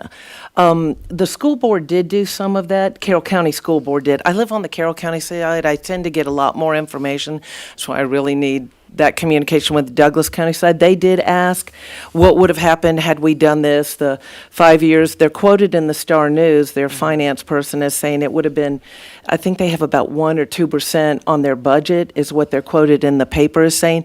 Now something is floating around about 7 million, but somebody's working on that to try to see where they got that it would have been this year. It would have been something. Now remember, they have a Right. very different budget from us. Where they got that number from, so somebody's looking into that. Just know this, that Carroll County since 2002 has operated with a floating homestead exemption, Carroll County government, since 2002. So you do have guinea pigs out there, in a sense. You have a number of counties around the state who are currently operating with a floating homestead exemption. And in their case, it's a frozen one. It doesn't adjust every year. You're locked in at the year you bought it. This plan is different because it can adjust with the inflation value. The government will collect more than that base value then, but they can only go so high in that inflated value. Yes, ma'am. Councilman McCoy. So since we split two counties, say Douglas County opts out, but Carroll County opts in, does that mean is it all or nothing for Villa Rica is what I'm asking. It is not, because the local option sales tax, we collect Carroll side and Douglas side. So let's just say all the entities on the Douglas side choose not to opt out. Then we would be eligible for the flossed on the Douglas side. Okay. But then on the Carroll side, if one entity decided to opt out, then we would not be eligible for the flossed on the Carroll side. Okay, and because I know you said, I know Douglas County just has us, Douglasville, and a part of Austell. There are a lot more littler towns in Carroll County. So if something like, not mean pick on them, but Mount Zion decided to opt out, that would mean the whole county. Correct. Okay. Well, I do know that the city of Bremen, not the school system of the city of Bremen, but the city of Bremen itself, has started the process of the intention to opt out. Okay. So, like you said, all it takes is one city, and then that just Okay. makes it But ineligible. I was just curious how it went when you're split between two counties. Right. Yeah, Bremen's a little tricky too, because it has a Because they're in small Carroll County section in and Carroll Harrison County, County. mainly by the highway there. We do have the lever on the millage rate, so we can do that. We can mitigate it. The reason I think they did this at the state level is there's a lot of cities that didn't do that, and citizens were crying out that we've got these big giant tax bills because of the inflated value of our property. And during COVID, when this started to happen, Villa Rica raised the millage rate and then kept it raised up and did not roll back until last year rollback. So that was at those high rates and it was collected. I think that's why citizens see it differently. Is yes, we have the lever, but we don't always necessarily use that lever to roll back. And I know y'all have a different view because you'll even tell me, I've never advocated for a rollback. So we have that's not a right or wrong. Correct. That's not a right or wrong. It's just a different view, so I didn't want to put you on the spot. No. It's just a different view of looking at it. It doesn't make it right or wrong or evil or anything. We just have a different way, maybe a different philosophy on what the city needs or doesn't need. Okay, anything else from council? But I'll look up and see if I can come up with some estimates, because I've got the history of how the reassessment digest, how it grew over the past since 2019. I can look at some past history of how our budget has grown and see what I can come up with for sure. So how do we want to handle this tonight? Just you kind of give, not tonight, next week. I'm sorry, next. So used to having the meetings on the same day. I'm glad they aren't, but. So today was just a presentation for our work session here. This is not an item that we heard. Next Tuesday evening, we don't even have time to advertise at this point for that to be one of the public Okay. hearings. But our intent was to proceed with the public hearing process. If for no other reason, it gives all of council an opportunity to hear from the public on the matter. And will the presentation, is it on our website? It can be. It's not right That now. would but be it will. really helpful. It's attached to the agenda, Yeah, but yeah. it's not directly on the finance website. Do y'all have a feeling about that? I mean, I kind of feel like it ought to be on our page so people can go over and kind of educate themselves. Do you want the fact that- sheet or just this presentation, or what would you like to be made available? It seems like the PowerPoint is the easiest. What do y'all think about would be the easiest for people to go look at that doesn't take 3 hours to read through like some of the documentation? I've gone through GMA and the county's website, and I think Jennifer's done a better job than any of them. Kudos. Thank you. I'd like to take her on. I'll take you to lunch later. So are you going to present this to the next Tuesday's meeting? This is going to be presented again? If you would like, that wasn't the initial plan. This was just to notify you of what our process or what we were wanting to do. And then the dates are still tentative, or at least the January 21st is the more tentative one, because the other ones would be regular meetings anyway. We would just want to get with y'all just to make sure that we would have availability on the same day as the P&Z meeting. Okay. So I guess you have a proposed schedule in here. Do you need some council action next Tuesday to approve this proposed schedule, or?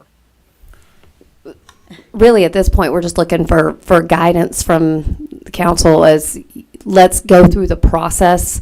Let's have the public hearings. Let's listen to the public. And we just want to make sure that those dates are available for at least a number of you to attend, one, if not all of them. Again, two of them coincide with our next work session and then our regular meeting. But the intent today was more of just a presentation and then get guidance. Okay, because like in the millage rate schedule, for example, we have to approve that. So I didn't know if we had to do that here.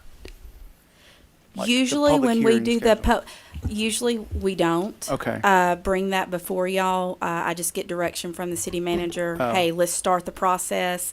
Of course, we look to make sure we may get with y'all individually and be like, are you available? But Right. there's no formal action that's usually taken. Maybe I'm misremembering that. Okay, awesome. The overall calendar, you are correct. When we That may are be what it setting was. up, I think we did it new this year. Well, we included those in Okay. there just based upon how we've been doing it for the past 2 or 3 years.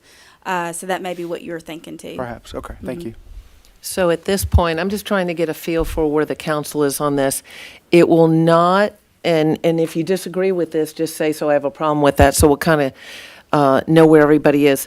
It will not be presented next Tuesday, but there are 3 scheduled hearings, and they're spread out. I know the school board's doing all theirs in January. They end somewhere around the 21st. Carroll County School Board. I've still got to check the Douglas County side. And if there's anybody that lives on that side that already knows, because you live on that side, so you get informed, or you got a student, let me know. So that it won't be presented, but there'll be 3 public hearings. It will be presented 3 times. The public can speak to it anytime we have public comment, but those will be the designated times that it's only that topic.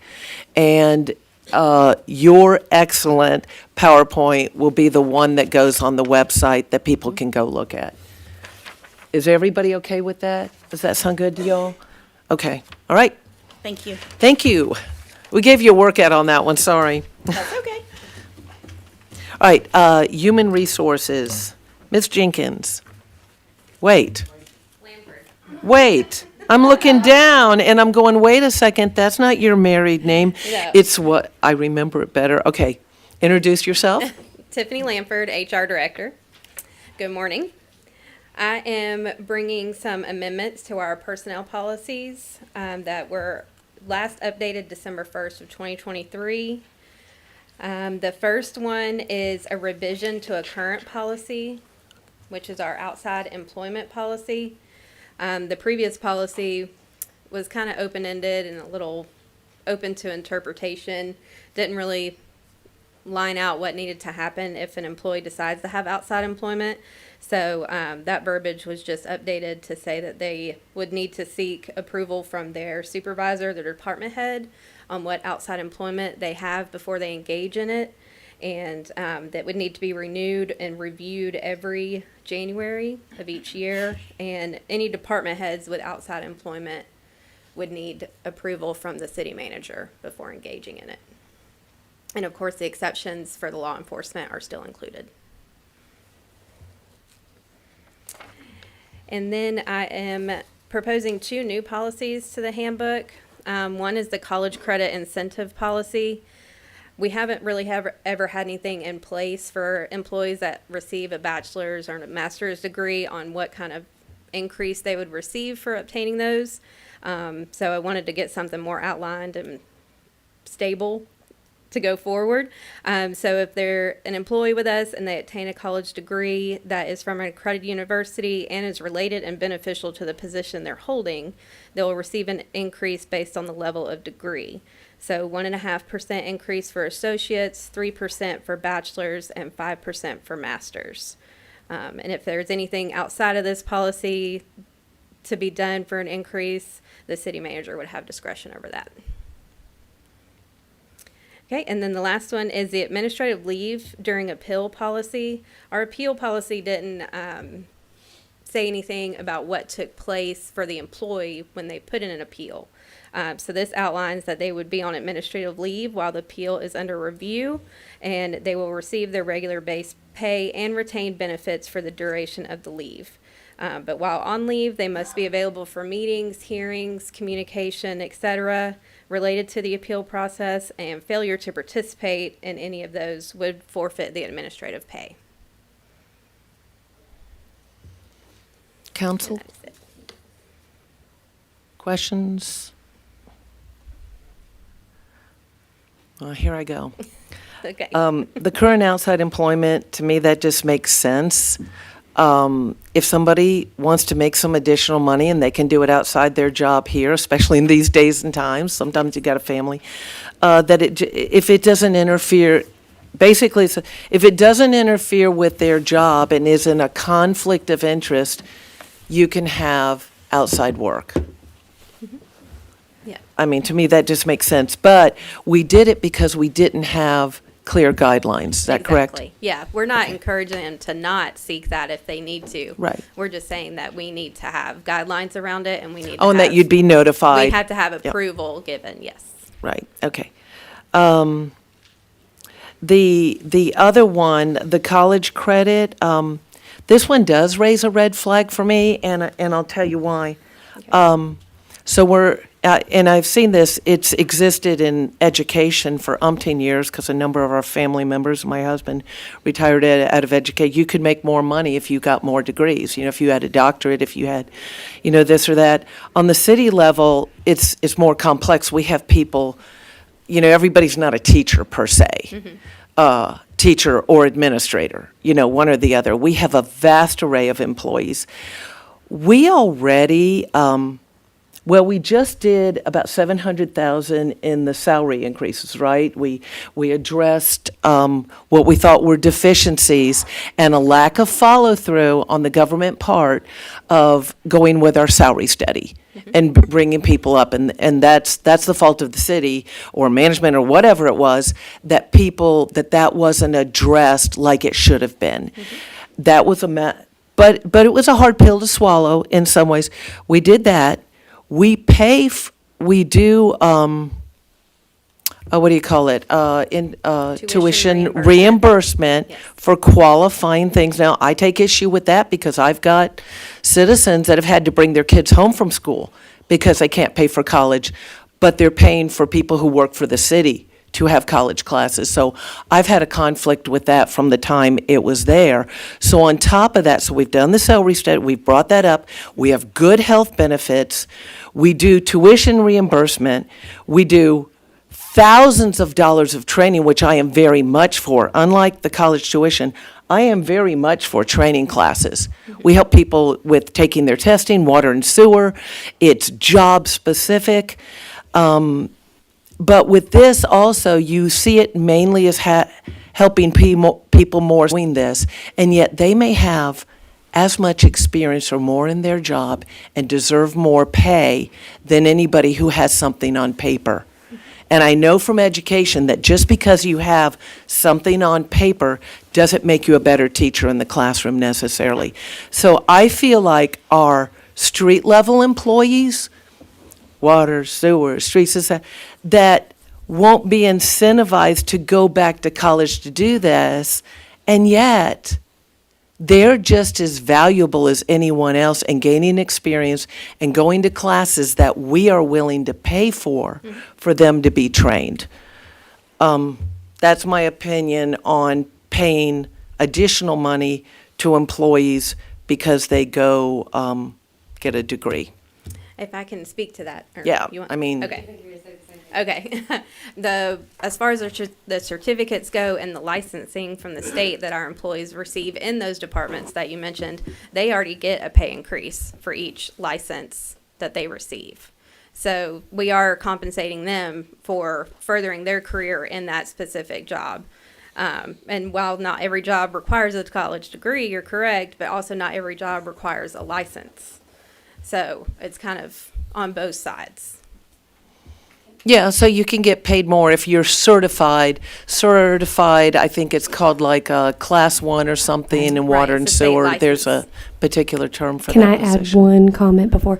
In looking at this, it is really just a matter of policy at that point and kind of how the city takes an approach to retention versus recruitment. Just for clarity, if there are two candidates being reviewed for the same position, even if it's the same starting pay, a candidate with an associate's, bachelor's, or master's will be offered a higher starting pay based on their experience and education and qualifications. So it's really just a matter of, do we want this as a retention tool for our team as they grow? Maybe they want to go out of streets, get their bachelor's degree, get into some type of engineering, mechanics, design that would, further their career with the city, or not have it as an element. But in terms of just the cost, I want to make sure that part we're addressing, because we are paying more for the education. It's just whether we're retaining somebody as they further their education versus them going on to, perhaps another career in another city, another county, doing something else, and then having to hire somebody who may or may not have that level of education. And we do have some built-in, I do see you, Council, so you don't have to keep your hand up. I'll go right over there. No, I'm gonna keep it looking- up.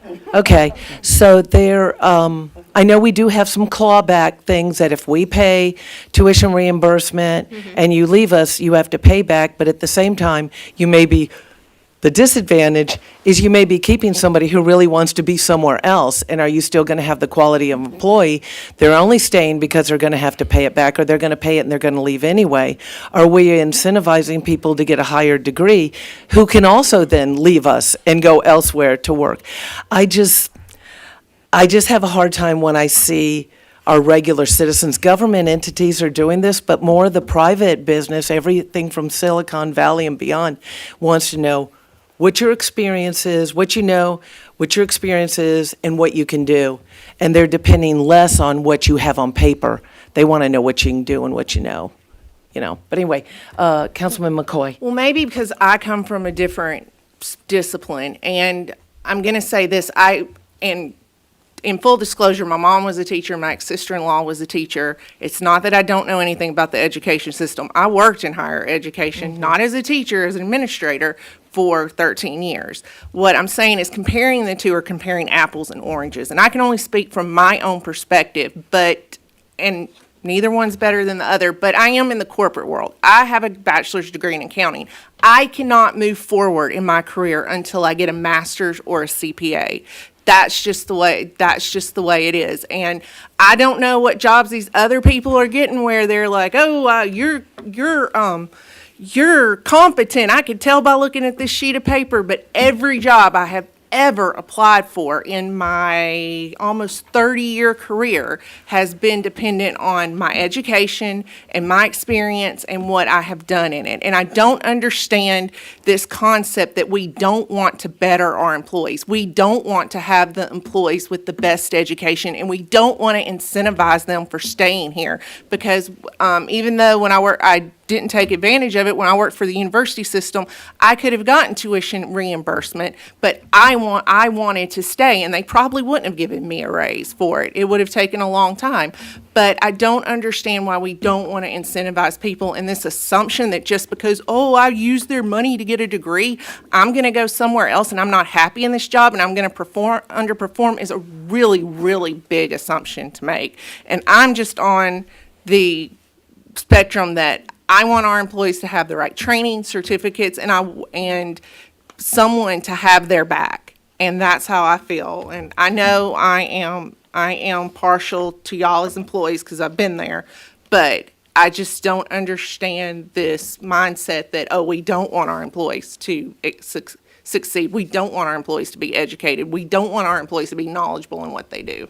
If I wouldn't have said anything. I'd just say we have a different view until that is not my assumption. So I just want to make it clear that we may see it differently, and that's perfectly fine. But be careful about applying the assumption to me that I don't care, because it's going to be perceived that I don't care. That's why I'm so much for the training that we do send people to, that we do spend thousands of dollars on, to train them for job-specific courses, training, conferences. So Why in I every just- budget year I don't do want you that to question be when we have training? And you want to take it misunderstood. out of the budget? No, never, no. I have never asked for removal of training. I may ask for justification or that we have some clawback. If we're going to spend, say, $2,000 for an employee to have training and get certified, that they have to stay with us for a certain period of time. You know, that we don't lose them immediately after we made that investment, especially even with the police force, and Chief knows this. It's very costly to send those officers off to academy and training. It's not degrees per se, it's training for that very much. You want them trained well. Believe me, we send them for additional training, but you also want to retain them after you've spent that money, and so we do have a clawback. So I just wanted to make sure that that assumption wasn't applied, that I don't care about ours getting training. I very much do. Yes, ma'am. I'll keep it short. I agree completely with what Ms. McCoy just said. In terms of a teacher, I heard that reference come up. Your teachers go and get degrees, and then they have ongoing training. So the ongoing training doesn't just end because a degree comes along. That ongoing training is still there to keep your mind fresh. So having the training is fantastic, but we should absolutely be offering some incentive for, hey, you got a degree. Otherwise, we're going to lose these employees because they can get that degree and they can go elsewhere. And we need to keep those employees, especially when they've earned that knowledge, in order to go and get that degree. So I just wanted to throw that part out as well. But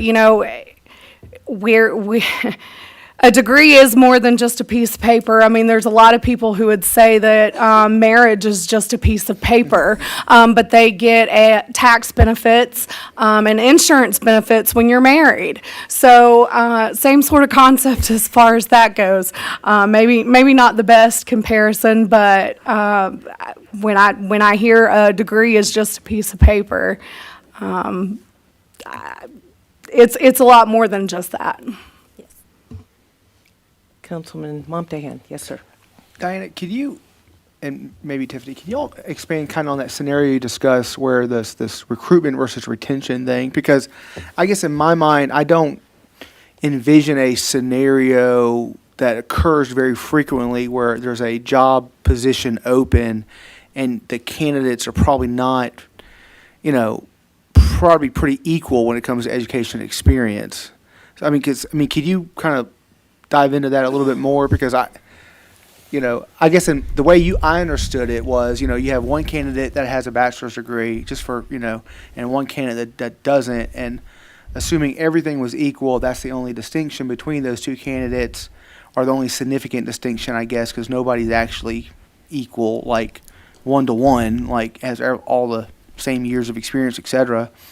But, how often does that occur and then I guess, how often does it occur that we have where maybe the educational background is the piece that's significantly different between the candidates? So I will not speak to how often it occurs. I think that would be better for Tiffany, but I think it's also the expectation of the candidate. If I'm a candidate for a position and I'm going in and I know my educational standards and I'm looking at the rate of pay, I'm not going to have an expectation that you're going to start me out at the very beginning if I meet all of your qualifications and have the education on top of it. So if, let's say for an example, the minimum qualification is no degree, high school degree, associate's degree, but they have a bachelor's degree, it is going to be their expectation during that negotiation that they're going to get above that starting pay. So that's why I say it's really more of a question of policy than practice, because in practice, that is how we're going to operate.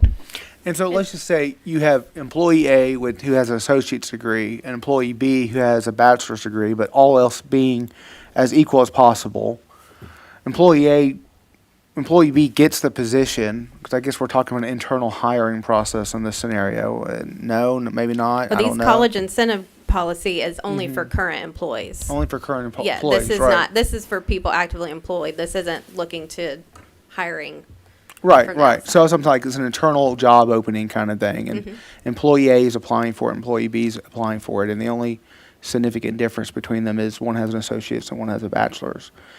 Employee A does not get this position, maybe because of his education, maybe not, maybe other factors, who knows, but it doesn't get it. Employee B does, but the employee A says, maybe I need to go ahead and get my bachelor's degree, and then this person uses the tuition reimbursement, they get their bachelor's degree. At that point, currently, there is no, how does that, so currently, there is not any kind of built-in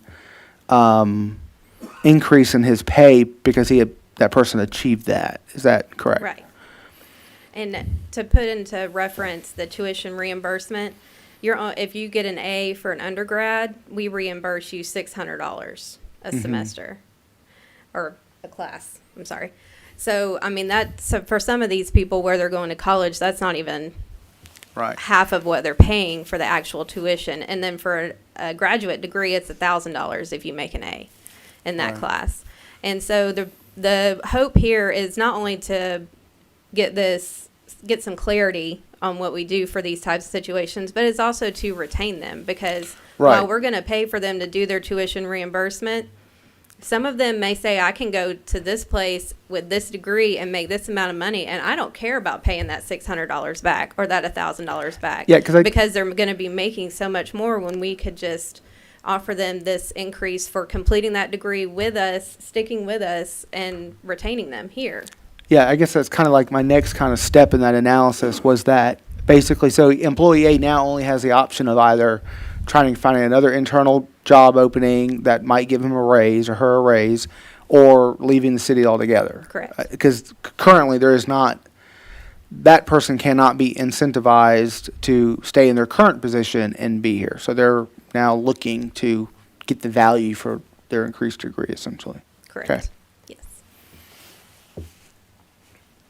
Part of what played into the way I felt about the tuition reimbursement, even though that's not the one right here, and we'll just move on the other one, was talking to the city of Carrollton when Tim Grizzard had been their city manager, and just that they had had that policy prior to him, and they felt like it was not valid in some ways and didn't give them what they expected out of it, and they got rid of it. So I don't base what we do on necessarily what other cities, but I do try to look at them to get examples of people who have done it and not done it.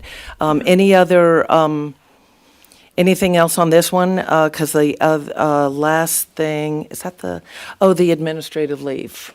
Unless anybody has anything else on the incentive. Administrative leave. The only question I have is just, could you give an example of when this has happened? So they're in a appeal policy, so they're in an appeal policy, in an appeal period because of, Correct. So Of they can appeal. they're appealing, They can appeal if they're demoted, suspended, or terminated. It's basically an Okay. appeal to a disciplinary action. which is in the Which is the policy the right above handbook. this one, It's in the yes. employee handbook. Yes. Okay, so I'm assuming because this is in here, that there's been some sort of issue. Maybe you can just give us an example so we'll understand it. Right. There hadn't really been an issue, but there's been questions. So if there's an instance where an employee is terminated for violating something and then they appeal it, they've asked, well, what happens if my appeal is overturned? And so that kind of brought us to this, like the policy doesn't outline anything. And so if they're terminated, they appeal, and then for some reason that appeal is overturned, then they are granted that administrative leave between those two durations and their benefits. And then in a case like where if they're demoted or suspended and they appeal, they would be put on administrative leave so that they're not in the environment that has caused this disciplinary action, so that we can review, make our decision, and they're still retaining their pay and benefits until that decision's been made on the And that was appeal. it. So otherwise, right now, they weren't retaining that. In other words, they're on administrative leave, they're appealing, and they're getting no pay. Well, no, Currently? No, I mean, in the past year or so, I think I've had maybe one or two, we have paid them. But Okay. it was just a matter of getting it in writing. I see. Yes. Okay. Yes. Any questions?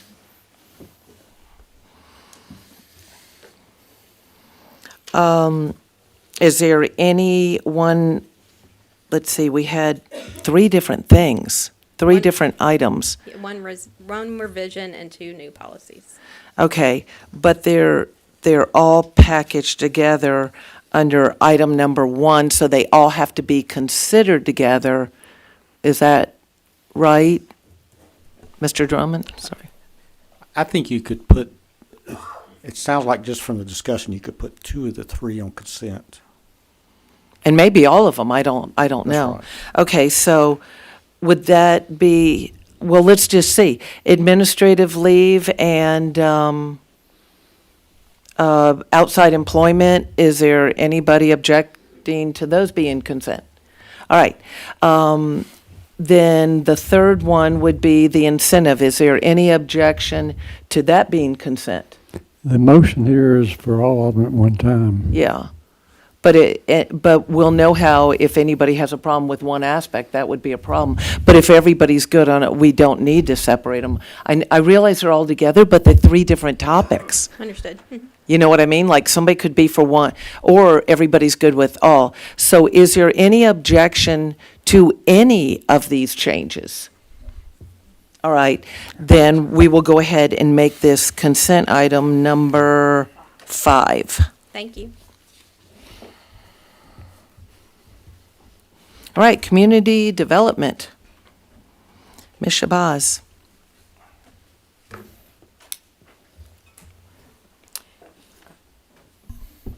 Good afternoon. Just made it afternoon. I was going to say good morning, Mayor and Council, but good afternoon. I am not Sean Daniels, as the report says. This is for MMCC Fund LLC, herein the applicant seeking the rezoning of a 0.47 acre parcel from a residential single-family urban R2 zoning to a commercial medium-density C2 zoning. The property at 628 South Street contains a 1,207 square foot residential house built in 1971. In March 2023, the applicant requested 624 South Street and several adjacent parcels from single-family urban R2 to commercial medium-density C2 to facilitate a lot merger for a sit-down restaurant development. The proposal was approved by City Council 5-0 in November of 2023.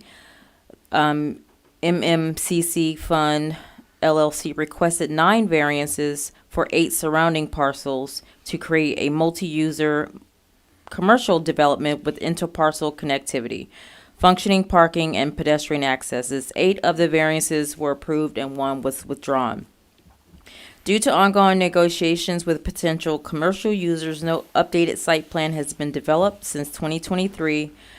The applicant now proposes to rezone 628 South Street from R2 to C2 to merge it with the surrounding C2 properties.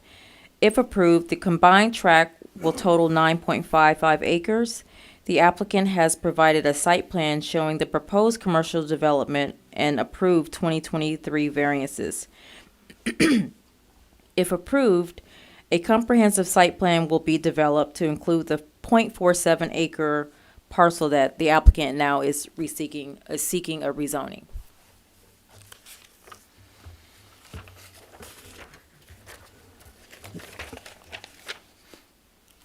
So Nina, Oh, oh, I'm sorry.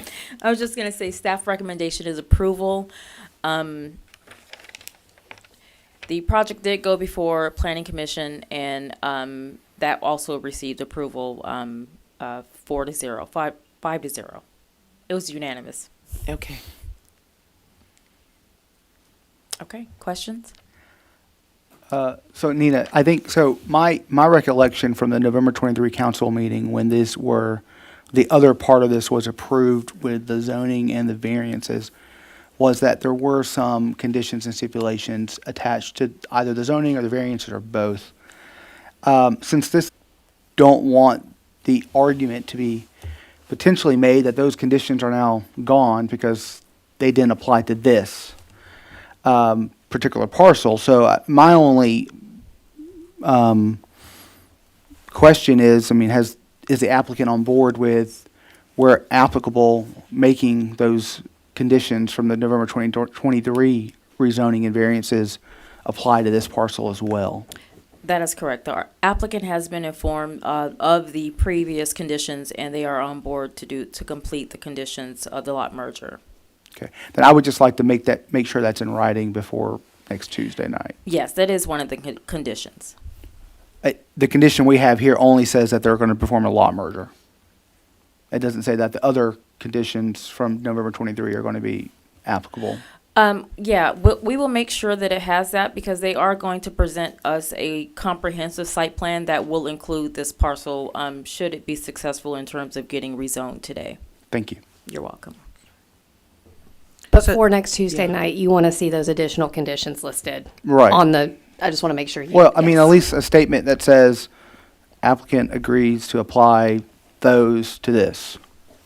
Will do. It will be on there. Thank you. You're welcome. I remember sitting back there, there were like 9 variances because of the type, we didn't have an ordinance that matched the type of development, right? Because we're used to shopping centers that are just all in a straight little line, here's all the parking out front, and this was more like a more modern shopping center, shared parking, that type of thing. This will require a public hearing, and this approximately half acre is over in that area, near Dunkin' Donuts, Chick-fil-A, that section where you've seen clearing going on. That's correct. You know. And I imagine, well, the applicant, I'm sure he will be here Tuesday. Any other questions from council? Okay, this has to come back because it requires a public hearing. Item 2, ABL-01-25, Fast Advents Corporation doing business as the Shell Food Mart. Ms. Cox. Good afternoon, Mayor and Council. I'm actually going to be pulling those first 2 items, so ABL 01 as well as ABL 02 will not be on the agenda for the upcoming meeting.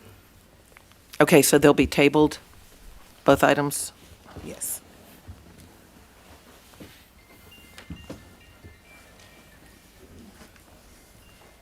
Licensing specialist.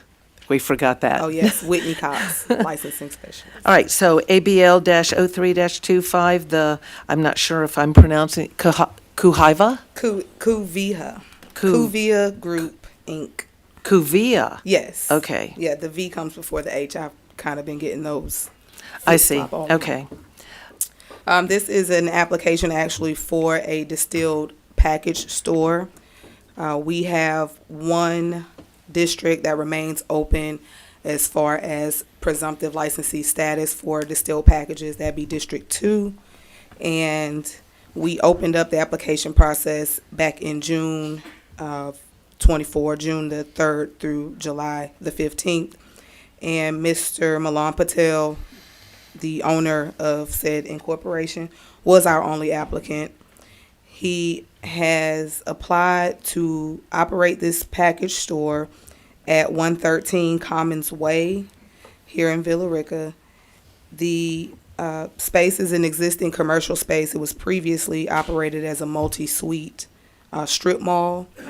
He's acquired ownership and has given written notice that all leases have been vacated at that property. His intent is to remove all of the interior separating walls and make it into one space as opposed to the suites that it currently exists as. And just a little background on him. He is a business owner here in the city. As it stands, he holds a business license and an alcohol license just to sell beer and wine at the Day and Night Food Store at 764 West Bankhead Highway. He's also in a partnership with owners of the Bankhead Beverage Distilled Package Store in Carrollton up Highway 61.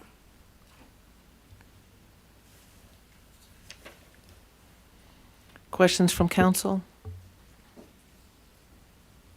So this is one of our liquor stores, one of the 4, Correct. The last of the 4. and it being Commons Way, just south of Quick Trip, okay? Correct. So all 4 are covered? So that's something that I think, If they're not doing anything, yeah, but they're the presumptive nominee and no one else can apply. Right, it's been an ongoing process. I think they've all, well, the 3 have, that currently have presumptive license have, in the recent past, received letters asking them to give us their progress. I think they're all about to receive another letter similar to that, updating us on their progress. Because if they don't continue to progress, we don't want to tie up those licenses where someone else could come in and open a store. So do we have something in writing that we can hold them to? Kind of like if you rezone and you're going to build something, development, you come in, then it just sits there for years, maybe with certain variances and everything else that we may not want to apply years later if they haven't, ever built on it. Whitney may be in a better position to answer this than I. Mr. Mecklen's worked more on this than I have, and he continues to actually work on this issue. And I don't really know, one of the applicants was before this body late last year asking for a rezoning for I'm trying to think if it was a rezoning or a variance. They were wanting to split the parcel. That was denied by the council, so I don't know if they've made any progress since that time or not. not that I'm aware of. So again, he would be the newest in the running. Okay. His status would be starting, upon approval by you all. And the others have been kind of granted this status. I think the first were the late months of 2022 in January or February of 2023. As far as I know, of course, that kind of predates me in this position.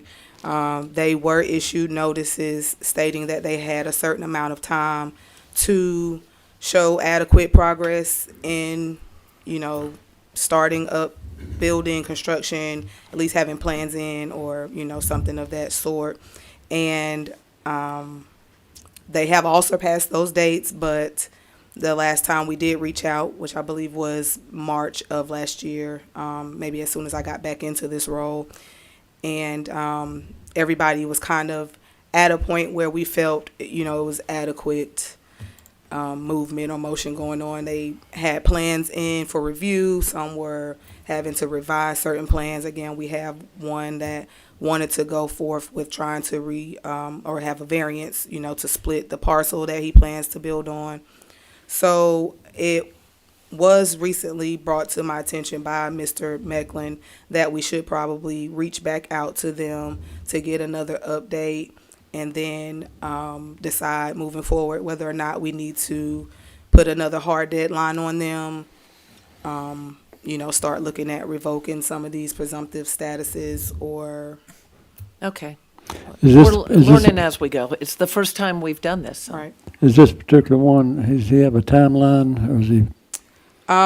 No, but since we will be discussing the timeline for the 3 that exists currently, he will be falling under the same guidelines as them. Okay. All right. This will require a public hearing, so it will be back here on Tuesday. Thank you. Thank you. You've got a lot of heavy-duty items, I see, a list. So, I do. Good afternoon. I can definitely say afternoon. Mayor and Council, Diana DeSanto. I'm the interim city manager. I'm going to start with the first item, TA01-25. This is a text amendment to establish Section 4.18 Technology Park Overlay District, as well as add this as a new definition to Section 13.01 of our zoning ordinance. To give a little purpose and background, staff has reviewed the zoning ordinance from time to time, and it may become necessary to amend and update certain language, add new sections, or further define language that needs additional clarification. This text amendment seeks to introduce a new section by amending Chapter 6 zoning districts to include Section 4.18 Technology Park Overlay District. The Technology Park Overlay District is established for the development of higher echelon technology and business development seeking to develop separate facilities for management, headquarters, data centers, training areas, low-impact light manufacturing, motion picture, television, or other multimedia production research and development operations or offices. Again, staff has been working on these amendments since this fall, and this particular one is again set aside to look at zoning compatibility, adherence to our zoning ordinance, and continued responsible growth. Technology Park Overlay Districts provide such facilities that are grouped together in order to provide common amenities, such as adequate and convenient parking, services, and utilities. Operations in such Technology Park Overlay District shall cause no radiation or radioactivity at any exterior wall, and no electrical radiation that affects any operation or equipment other than those of the creator of the radiation. The establishment of this district requires a predetermined development plan, appropriate screening, and adequate separation from other land uses and more stringent controls. It is the primary intent of this district to allow for such areas in order to meet such contemporary needs. The following sections are addressed within the Technology Park Overlay District: permitted uses, permitted accessory uses, lot standards, lighting requirements, parking requirements, landscaping, and buffering and noise. Just to read a little bit from the actual ordinance itself, and to not be too repetitive. The following uses, this is item 1, principally permitted uses. The following uses shall be permitted in a Technology Park Overlay District: administrative operations, commercial printing, commercial testing laboratories, communications equipment manufacturing, computer and equipment repair and calibration, computer operations and data processing, data centers, corporate offices or headquarters, design and engineering, drugs and pharmaceuticals, distribution and or manufacturing, educational services, electronic components manufacturing, electrical substations, hospitals, clinics, medical and dental offices, medical and dental laboratories, and veterinary clinics, industrial controls manufacturing, used in industrial production for controlling equipment or machines, management and professional services, metalworking, machine production, motion picture, television, and other multimedia production, office machines manufacturing, office research, public and or governmental buildings, pilot plants and production facilities, plastics, composites, products manufacturing, research and development for manufacturing, special industry machinery for manufacturing, and transportation equipment for manufacturing. As an unlisted use, the director may approve an unlisted use in the zoning district where the unlisted use is similar in type and nature to those listed in the district. Permitted accessory uses are as follows: employee lunchrooms, temporary outside storage if the same is in conjunction with pilot plants or production facilities, subject to being screened from adjoining properties. Recreational facilities for use by tenants, employees, and clients. Private temporary living quarters associated with research and development. Storage facilities within wholly enclosed buildings. Water storage facilities. Trash receptacles. Telecommunication structures. On-site daycare provided by businesses within the park for employees. Security structures, which may be installed within buffers and setbacks if located at approved entrances and exits. Battery storage. Alternative fuel storage. Next section is lot standards. These standards are similar to those that are currently found in our zoning section C2, I2. Minimum lot area, 5 acres. Minimum lot width, 150 feet. Minimum lot frontage, 50 feet. Building height, principal and accessory structures, 65 feet. excluding parapet walls, rooftop mechanical equipment, and penthouses. Front setback, principal and accessory structures 50 feet. Side setback, both principal and accessory structures 50 feet. Rear setback, principal and accessory structures 50 feet. Minimum distance from structures on same lot 10 feet. Maximum lot coverage of buildings is 60%, with a maximum lot total impervious area allowed of 80%. Required lot standards shall only apply to external property boundaries with other properties not zoned as part of the Technology Park Overlay District. Minimum lot frontages, width, and acreage shall not apply to subdivided lots within the Technology Park Overlay District, so long as the entirety of the contiguous development complies with these standards, and so long as the subdivided lot has adequate frontage on public or private roads and access drives to allow for service. Lighting requirements. The lighting requirements shall meet requirements of Section 7.12 Outdoor Lighting, Chapter 7 Design Standards of the Zoning Ordinance. Parking requirements. Parking requirements shall meet Section 7.02 Off-Street Parking and Loading of Chapter 7 Design Standards of the Zoning Ordinance. Additionally, each building shall provide for 25 parking spaces minimum. Ancillary office buildings and other occupied structures shall park at one space per 500 square feet. Joint parking areas serving multiple buildings may be permitted on site. Handicap accessible parking shall be provided in conformance with federal ADA requirements. Parking areas shall not extend into buffer areas. Unloading shall be on site and not within right of way. Parking space geometric shall conform with Section 7.02 of the zoning ordinance. Landscaping and buffering. Landscaping shall meet all the requirements of Section 7.05 Landscaping Standards of Chapter 7 Design Standards of the Zoning Ordinance. Additionally, buffer yards for the Technology Park Overlay District uses that are adjacent to residential districts. A minimum of 75-foot buffer yard shall be maintained, separating the Technology Park property from all residential zoning districts. The buffer yard shall be planted per the Type 4 buffer yard standards of our zoning ordinance. For that area adjacent to commercial zoning districts, a minimum of 30-foot buffer yard shall be maintained, separating the Technology Park property from all commercial zoning districts. The buffer yard shall be planted per the Type 3 buffer yard standards of the zoning ordinance. And adjacent to industrial zoning yards, a minimum 10-foot buffer yard shall be maintained, separate the Technology Park property from all industrial zoning districts. The buffer yard shall be planted per the Type 1 buffer yard standards of the zoning ordinances. Fences in the Technology Park Overlay District may exceed the maximum listed fence height of 8 foot in the zoning ordinance in all setback yards. Noise. Noise shall meet the requirements of Section 9.04 Non-Residential Design Standards, Item 16, Noise and Vibration Standards of Chapter 7 Design Standards of the zoning ordinance. Additionally, generator testing is limited to the hours between 7 a.m. and 5 p.m. Except for generator testing or commissioning activities, generator use is limited to backup or emergency use only. And for the section definition 13.01, the Technology Park Overlay District is a planning tool used as a special zoning of an area that is growing and guided to support technology businesses to include their infrastructure needs.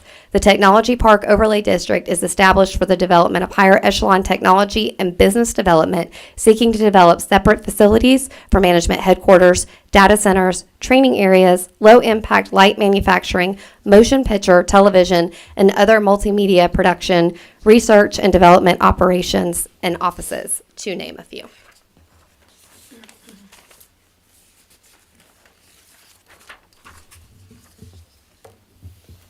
Additional to that, I provided some information context-wise for the Planning and Zoning Commission upon their review, just to give a little bit more background on overlay districts. Overlay districts, sometimes also known as an overlay zone, is a geographic zoning district layered on top of another existing zoning district or districts. Historic buildings prevent development or unstable. Like other zoning regulations, overlay districts can control building codes and urban design, permitted land use density, a multi-jurisdictional issue. Overlay districts can streamline the implementation of additional regulations in all applicable areas without having to amend codes for multiple districts. And it maintains consistency, again, across multi-jurisdictional, whether it be national, historic, or infrastructural features. And again, this technology park overlay district is created for the purpose of promoting the development of technology centers in areas where the city sees existing or proposed infrastructure that could adequately support this use. By their nature, these uses may require sizable acreage, often operating and designed in a campus-like atmosphere, and are developed with a functional separation from dense residential and commercial retail development. The Technology Park Overlay District furthers the city's efforts to attract and advance high-tech industrial development while limiting the impacts on our community.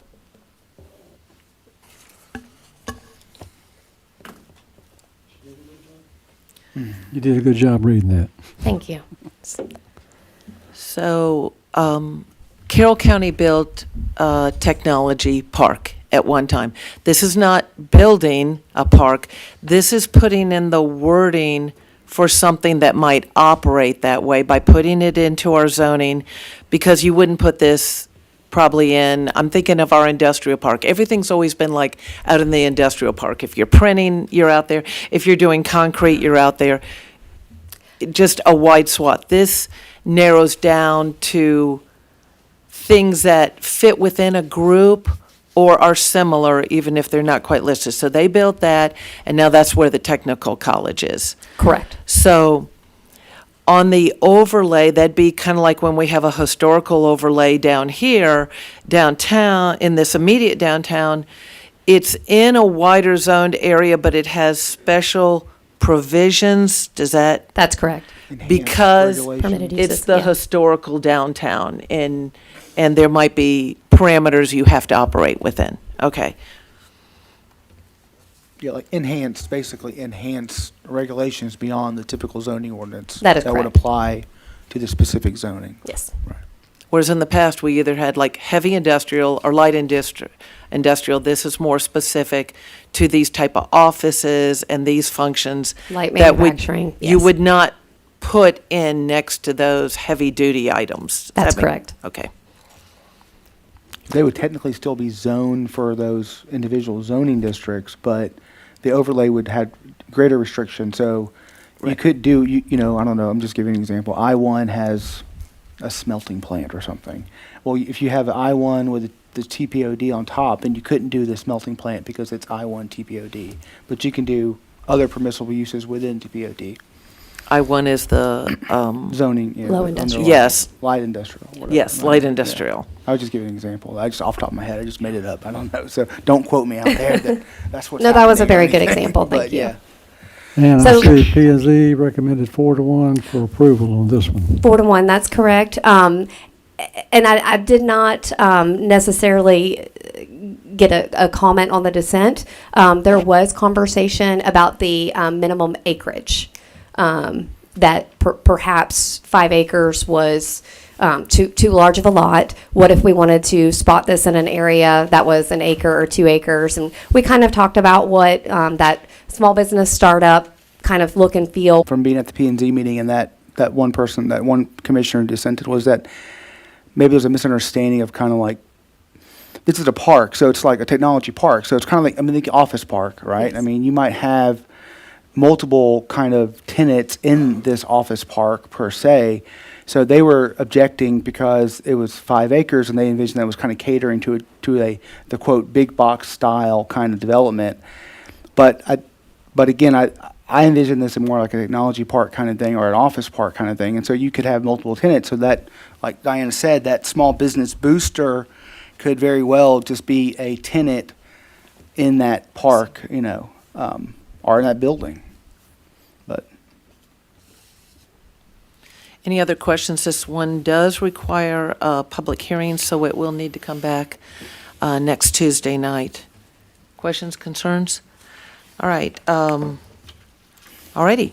Next, number 2, rezoning and annexation for Highway 61 and South Van Wert, the Avamore PUD.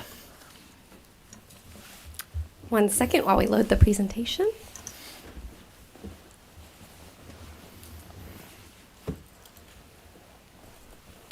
Oh, sure.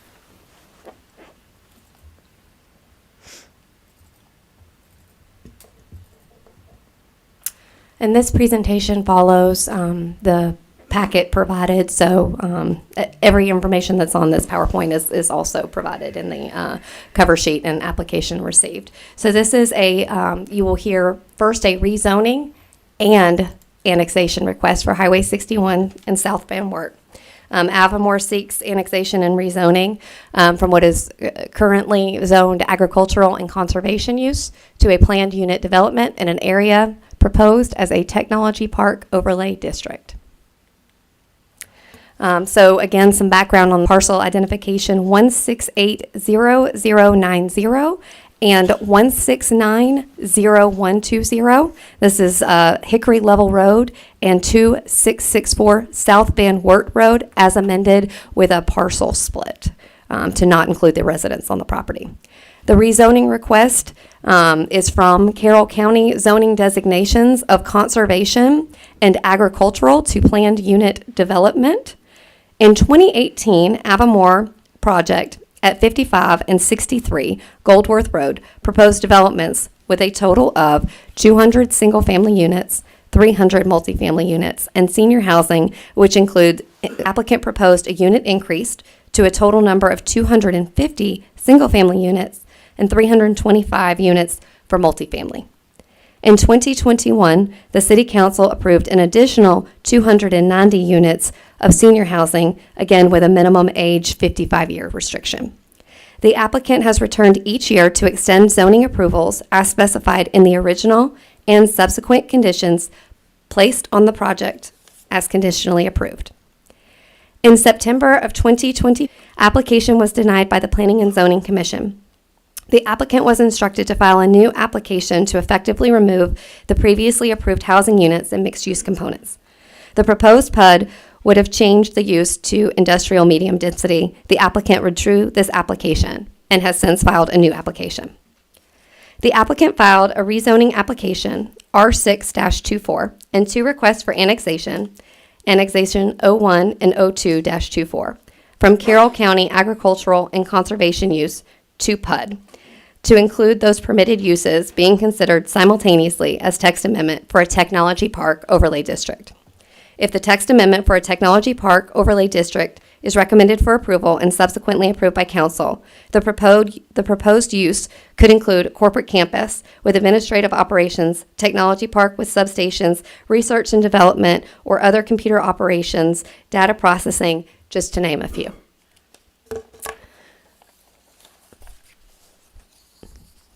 Next is this is a portion of the property. The property owner was Tolbert at the time it was reviewed by Planning and Zoning. This is 2664 South Van Wert Road with a total acreage of 204.53. And this next slide just shows the piece that is remaining within Carroll County to continue on in its current zoning and as a residence. This parcel, again at the time, provided was Artesa Capital, Hickory Level Road, and the acreage is 35.03 acres.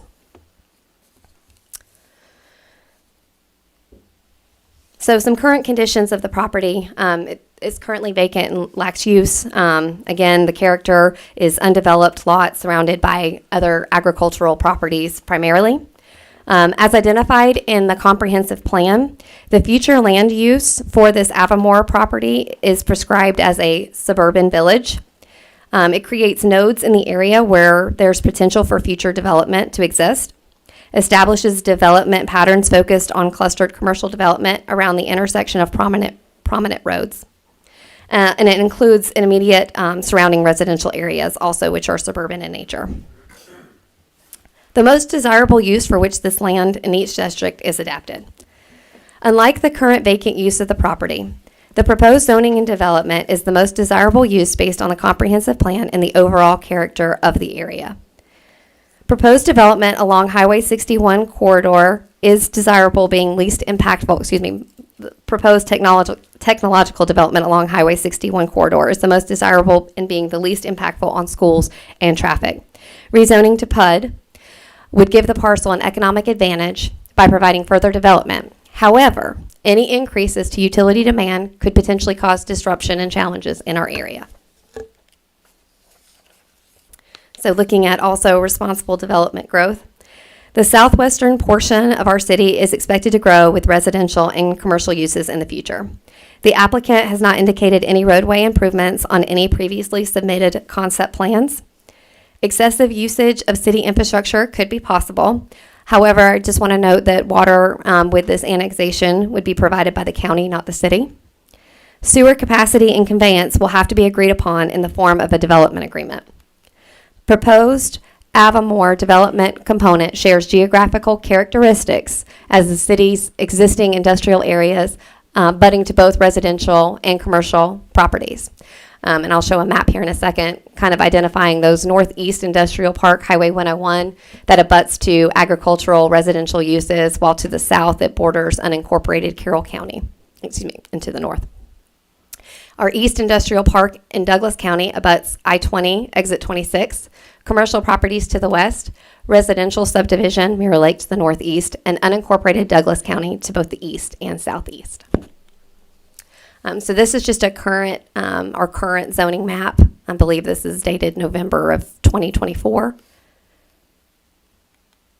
This is kind of a try to highlight visual of what a technology park overlay district would look like, and then combined together with the two. So this includes the Avamore, the original Avamore, the annexation on South Van Wert, and the annexation on Hickory Level Road. And then that would kind of give a better picture of what the new zoning map would look like with the overlay in play on top of the PUD. All right, staff's recommendation is for approval of this. With no objections received from Carroll County, city staff recommends approval of rezoning from conservation and agricultural to the planned unit development with uses as identified in the technology park overlay district and with conditions. City staff also recommends the annexation of parcel ID 1680090 Hickory Level Road and approval of the annexation and recommended split of parcel ID 1690120, which is 2664 South Van Wert Road, to allow the residents as identified in the amended survey to remain within Carroll County. As far as conditions, no additional residential units will be proposed or approved with this PUD zoning. And secondly, sewer capacity and conveyance to be addressed and agreed upon with the city in the form of a development agreement. And just wanted to highlight a couple other things, not in this presentation, that we presented before planning and zoning as it relates to the comprehensive plan and rezonings. For our development pattern, as our comprehensive plan goal number 1, to maintain small town character and cultural identity while supporting growth. The strategies to support this goal 1.2 is to ensure that non-residential development on the future development map is compatible with existing character and scale of the surrounding areas. And as we're agricultural, residential, and commercial, and kind of being on the corridors of our city, we feel that this is consistent.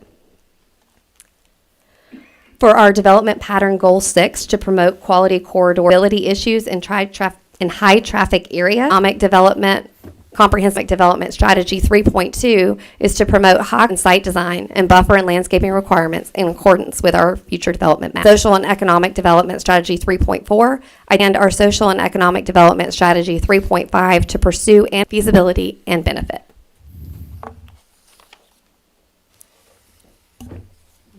I'm completed with my presentation. Sorry. Yeah. Microphone's on now. Shut it off since there was no reason to have.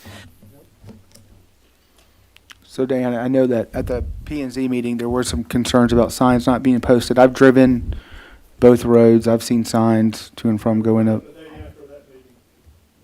So, but yeah, I mean, everything's in accordance now. Yes, sir. Yes, sir. Signs were posted and additional certified letters were sent to properties even beyond the required. Okay.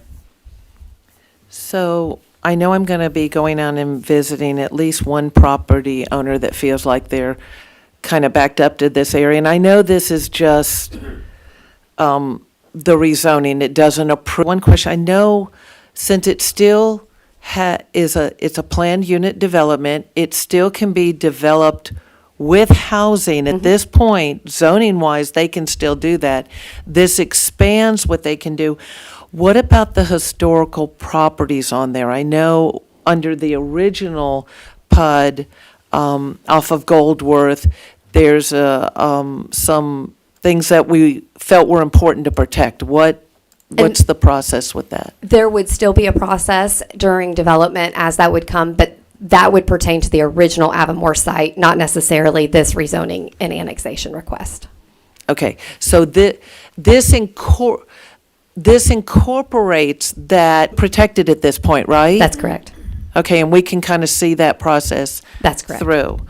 And then I probably will have some more questions maybe on Tuesday, even though this is the very beginning, because of the fact, and it's your ward, so you may have even more residential around there, just making sure that whoever's quality of life there in their residential, would it be to them? And so I think that's just something we want to watch out for. Diana, so, I mean, just so I understand what you and the mayor exchanged there. So it's my understanding, though, that the original, what we know called the Avamore parcel, was going to be technically rezoned from, I guess, PUD to PUD I.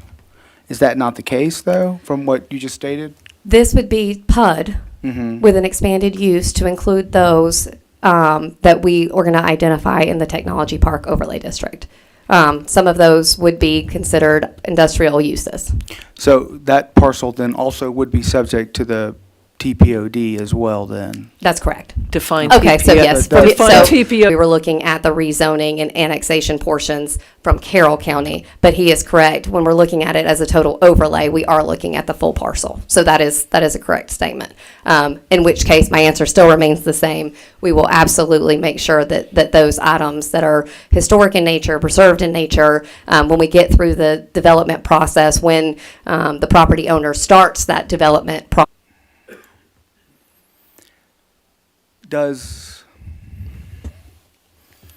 Is it feasible, possible? It doesn't sound like that's what the intention is, but it does sound like it's possible that you could have residential units and address, because I think the city's perspective is, sure, you have a right to housing because that's what you've got your PUD zoning, but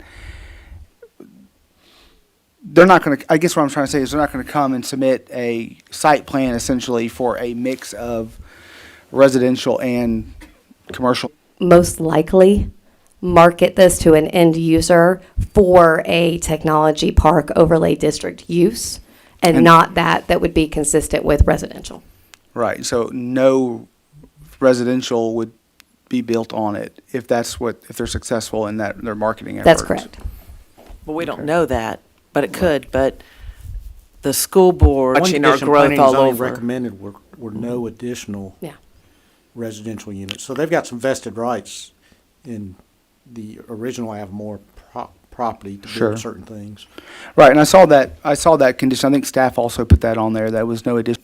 Abandon that idea of the residential commercial units, and so in theory, they could build a mix of residential, commercial, and this technology industrial. I mean, are you thinking the same thing I am thinking? Are you see where I'm going with that? Because I think they could for that. So. Well, with the original Avamore, there was mixed use to a degree even on that one because it had a commercial element. Right. Okay, thank you. Anything else? All right, we'll move on to item 3, the raise grant application authorization. This is for a 2025 raise grant program application and 20% match commitment for the Villa Rica Transportation Reunification Program, specifically the Punkintown Road realignment and upgrades. The U.S. Department of Transportation released a notice of funding availability for the 2025 RAISE Grant Program. A beneficiary of congressional Fortune Parkway, the Villa Rica Parkway Connector, and Punkintown Road, all identified as priorities in the Villa Rica Transportation Reunification. Villa Rica, the Cleghorn-Anderson community, Mirror Lake community, and the industrial district located on the western termini of the North Bypass. Punkintown is a critical analysis have been completed for this roadway improvement project. The Transportation Reunification Program will greatly enhance the city's crosstown transportation network, linking areas to the west in Carroll County to the eastern side of the city located in Douglas County. First round of awards for the 2025 RAISE grant applications will be based on the 2024 RAISE grant applications that received a high merit score but were not considered for funding in 2024. The City of Villa Rica did not apply in 2024. However, we are eligible for a second round of consideration. The city's application includes economic opportunity and innovation. The RAISE grant is an 80-20 match. We are currently requesting $15,128,206 as a total grant request for a total project cost of $19,128,206. The city's match contribution of about $4 million is dedicated and committed through the 2022 Carroll County SPOS program. This application, just to give a little bit more details, it's about a 10-part process in terms of January 31st. The final piece that we are waiting for is council support through this resolution of support. And we have letters of support that if it's the will of the council to move forward with this grant application, that we will submit to our partners, both local, regional, state, and federal. So all these roads are part of that connecting all sections of the city, east to west, north to south. Specifically requesting funding for Punkintown Road. Which I think we were saying might be as high as 11 million. I know we don't know for sure. Things change. They've gone up a lot more than they've gone down. Okay. And if, just to clarify, we did apply for this once before. We did, in 2023. And we ranked really high in this year. That's Okay. correct.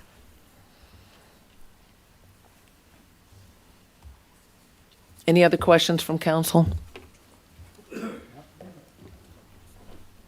Can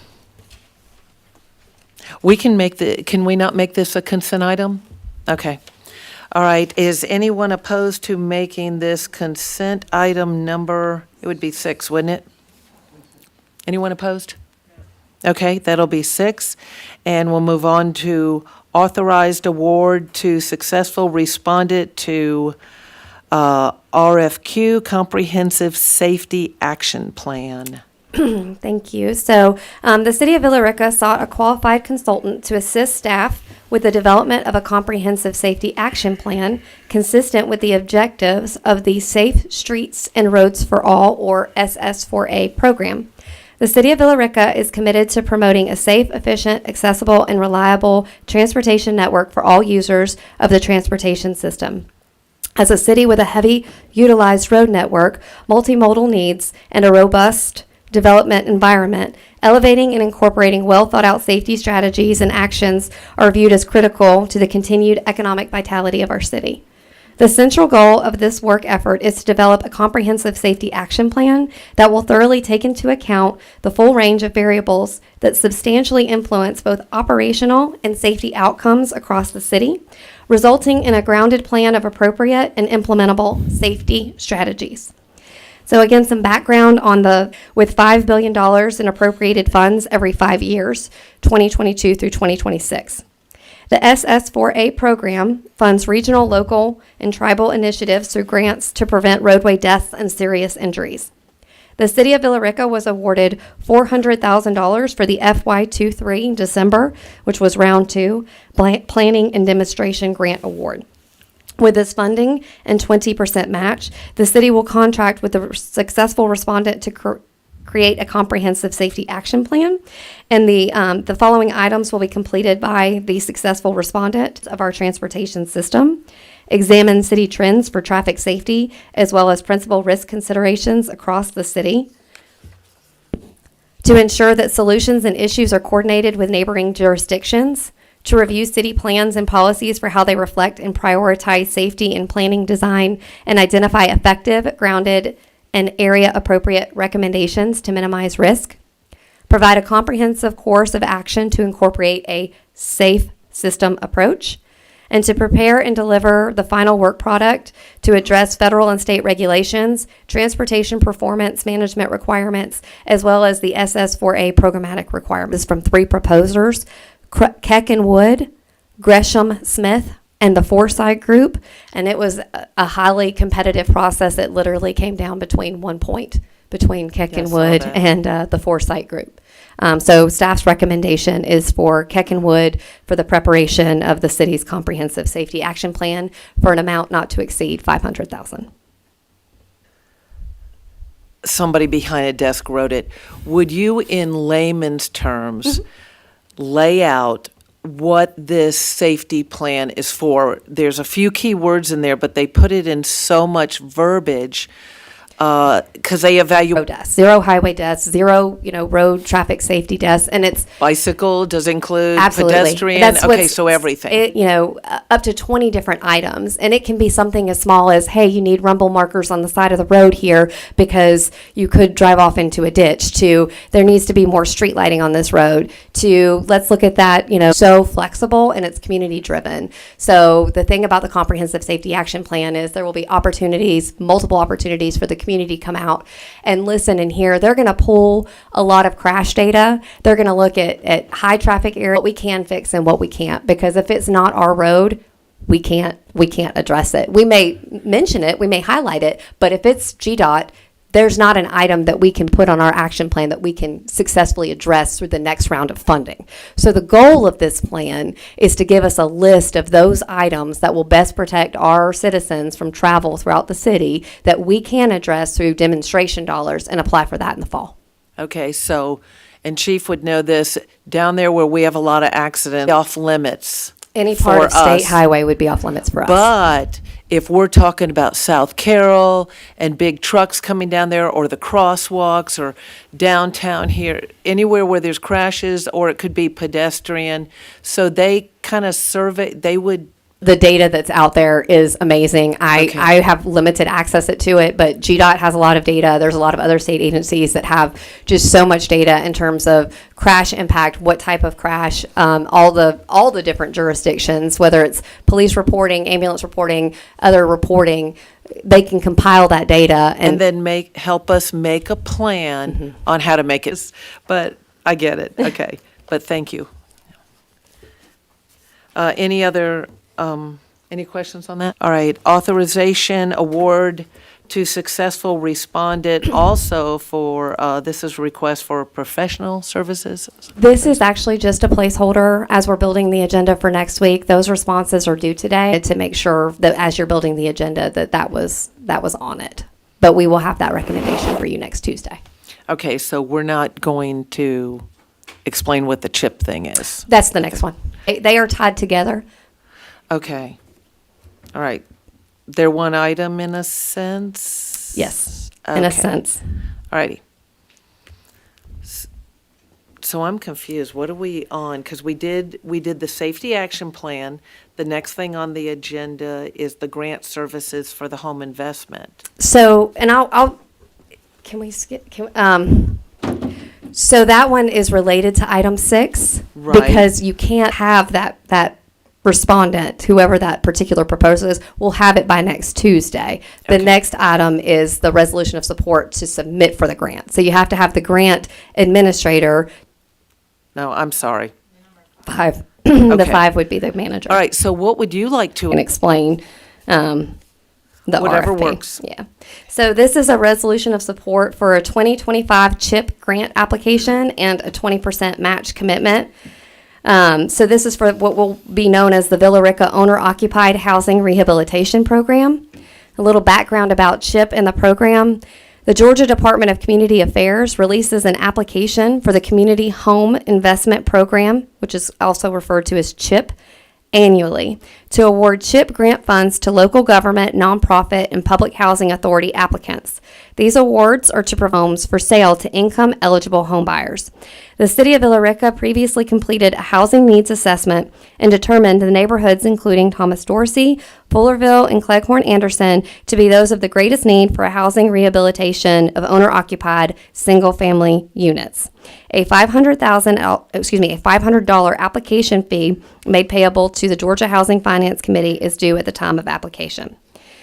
Some more background: to proactively address the need for this program in our community, the city initiated the process of procuring a grant administrator to oversee this program if we are successfully awarded. There are 4 awards that are distributed annually by DCA for the top scoring applicants for the owner-occupied housing rehabilitation activity, and an additional 4 awards can be made at DCA's discretion to new CHIP applicants for owner-occupied housing rehab.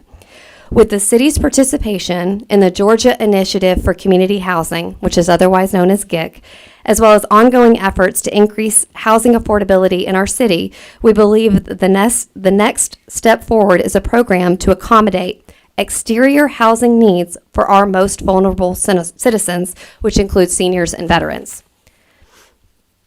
And so essentially what I'm asking for support, it's going to be a challenge to get it this year, but I think we need to go through the process. Part of the process includes selecting a grant administrator who would oversee the program should you be awarded. Our biggest hurdle that we have going into the application this year is a bonus point provision that you get if you have an affordable housing policy, a resolution, and we do not have that yet. So part of our work at the GIT committee level will be to address that over the next year. The goal is to get the award this year and to assist 25 different homeowners with roofing, siding, windows, deck, porch, any type of exterior needs to bring their homes up to code. So some of us are on that GIT committee. We will be meeting shortly again. This will, citizens in the community, it's not taxpayer money, correct? Yes, correct. No, this would be an award from. It's not our. It's a pass-through from the state. It's federal funding that the state receives, and then the state makes 4 awards for this particular. There's other awards that you can get in housing, but it's only 4 that they give for owner-occupied housing rehab through the CHIP program. Hope we get it this. Almost done. 2 more. 2 more. Yeah, we do have to approve it, right? Move to resolution of support for the CHIP. Anyone opposed to making this consent item? Right, because we're going to go back to the one above it with the administrator, or? That's not going to be consent. That was really just a placeholder so that we know next week that's going to be another item for your consideration. Okay, so this will be consent item number 8, and then we have the Georgia Transportation and Infrastructure Bank Loan and Grant Application Authorization. Yes. Okay. So again, this is a resolution of support for the 2025 Georgia Transportation Infrastructure Bank for a combined loan and grant application to support the Villa Rica Transportation Reunification Program. I'm going to stop for a second. Okay. So some background on this program. The Georgia Transportation Infrastructure Bank is a low-interest loan and grant program administered by the State Road and Tollway Authority, SRTA, focusing on road and bridge projects, including associated bicycle, pedestrian, and traffic control infrastructure. SRTA is pleased to announce the opening of applications for up to $16 million in transportation loans and grants. Applications are being accepted now through January 14th. Projects will be evaluated based on criteria including engineering value, which looks at mobility and congestion relief, as well as overall economic impact. The City of Villa Rica has several transportation infrastructure projects to include the North Bypass, Fortune Parkway, the Villa Rica Parkway Connector, and Punkintown Road, all identified as priorities in the Villa Rica Transportation Reunification Program. The Villa Rica Transportation Reunification Program was established to reunify the roadway networks between downtown Villa Rica, Cleghorn-Anderson Community, Mirror Lake, and the industrial district located on the western termini of the North Bypass. Punkintown is a critical linkage between these roadway network segments and is in desperate need of rebuilding. Preliminary and engineering and cost analysis have been completed. The Transportation Reunification Program will greatly enhance the city's crosstown transportation network, linking areas to the west in Carroll County to the eastern area of the city located in Douglas County. This upgraded roadway network will improve equity of access, reduce trip miles, and promote environmental resiliency. The city's application, again, includes merit focus on safety, environmental sustainability, quality of life, community connectivity, economic opportunity, and innovation.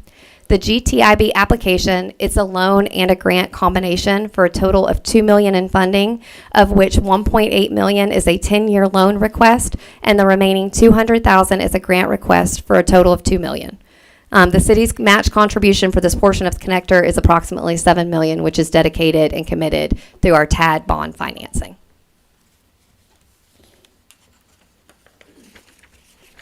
Questions, concerns? The Villa Rica connector. Okay, so we had one grant that we no longer have. That's correct. So what happens if we haven't moved forward with anything yet? So the whole reason we lost it before was because of that. Can I try to, so this one is due pretty quickly, and it's only due once a year. So the element of time, I hear we would decline at that time.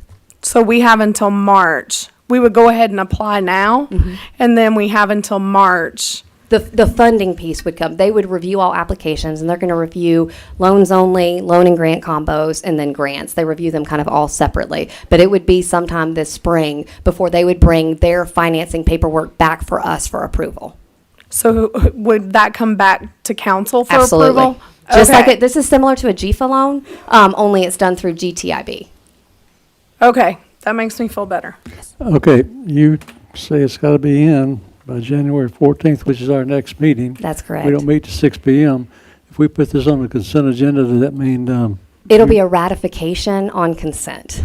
So I would. okay, thank you. Thank you. Anything else? So we can do consent item on it, but it will say to ratify. Correct. All right, anyone opposed to that?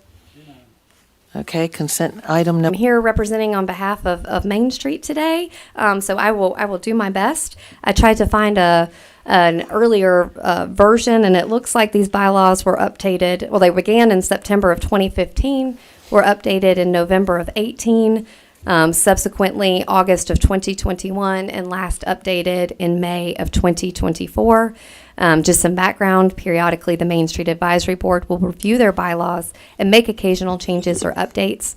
The board moved to do so in December. All members that were present for the meeting reviewed the bylaws and the proposed revisions. The updates were approved and voted on at their December 2024 Main Street Advisory Board meeting. And I've attached specifically about members. I think the removal process for members, some fundraising, and code of conduct. yeah, they're all highlighted, probably be torment, maybe just approved at the board meeting. And what was the vote in that board meeting? How many members are there? I believe there are 3 vacancies right now, and I believe, again, I would need to get with Melissa. I want to say the vote was like 3-0, but I believe there's 2 or 3 vacancies on that board. So right we now. may have half a board, okay. Correct.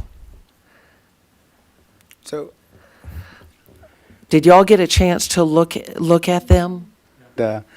primarily drafted the original bylaws. These seem to, very, very much be focused on removal and conflicts and stuff like that. So is there something maybe the council should be aware of that's going on with the Main Street Board, that, where there's some issues that have kind of initiated or prompted all this? I know there was a resignation, and one of the resignations was after a conversation about details were exactly, I don't think it was a treasurer situation where it was like, oh, you can be on the board, but you can't be a treasurer, but it was something in that context. And my understanding was it kind of gave teeth to that a little bit to say, let's create a formal process, even though it is wanting to kind of beef up the roles and membership in general and what that expectation is. And I think that's where the code of conduct piece came in. Okay. It appears that the first section says that you're making it mandatory to attend meetings unless they have a good reason not to. Well, Because people are not attending the I meetings. think so. And they do give virtual options. So it's tough, right, when you're planning. And let's say we're in a heavy planning season. So right now, we're looking more at the spring, but let's say it's June and you miss June and July. Well, we're, in the thick of it in the concert series and then Gold Rush, and it kind of hits boom, boom, boom. So it's not necessarily that I'm going to say every single meeting is as impactful as others, but there are a meeting here or two that if you miss, you're way far behind in terms of planning efforts. Yeah, go ahead, Stephanie. So having served on the Main Street Advisory Board, I will say it's a working board. This is something that I know that at one point, and I believe it has to still be in there with, if you missed more than 3 consecutive meetings, then you lost your attendance. Is what is being presented to us is that they're having issues with people attending and not being able to remove them from that board because they're not missing those 3 consecutive meetings in order to do that. So it sounds like they're trying to get more active members, and it seems just from what I'm reading of what they're trying to accomplish is that they're missing that right now. So it seems like this is what would help resolve it. I get, they can't be, the council has to remove them. I don't know if a board member boards can remove other board members. Because we're the final approver. Because we make the appointments to each individual board. But if they miss 3 consecutive meetings, then they would automatically be Right, well, that was removed from actually, the so, board. yeah, that's in section, it says, are subject to removal, in section 4.5 on page 3.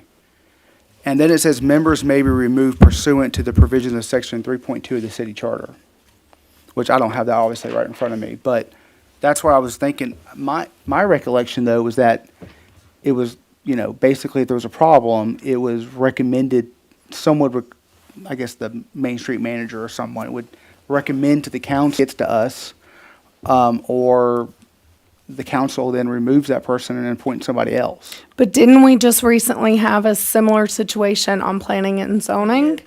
And where they missed 3 consecutive meetings and they were removed, and that never came back before council. It just came to council that we had an opening. Okay. Okay. Should it Sorry. come back to us for That's what verification? that's what, I mean, I don't know.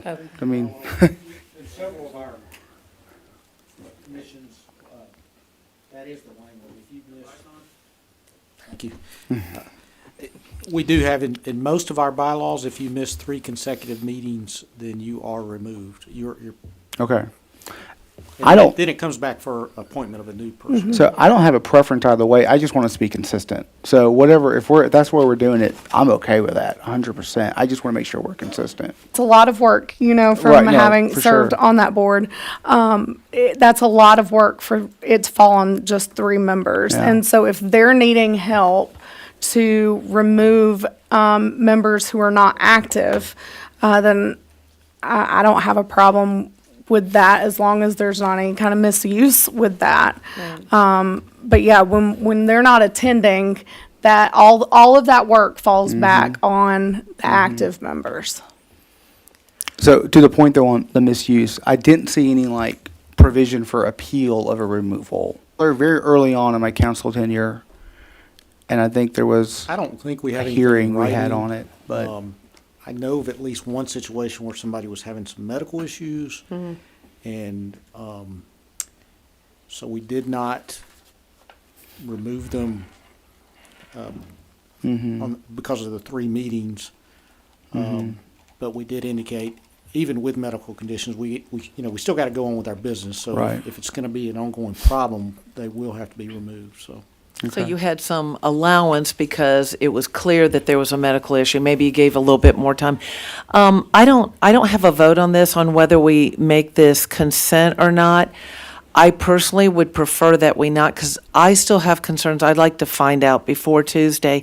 There was a lack of accountability because they have a 5-0, what do they have, like a 501c3. separate accounting? Yes. And this was only a couple of years ago, seems like, where we weren't getting proper reporting of how that money was getting spent.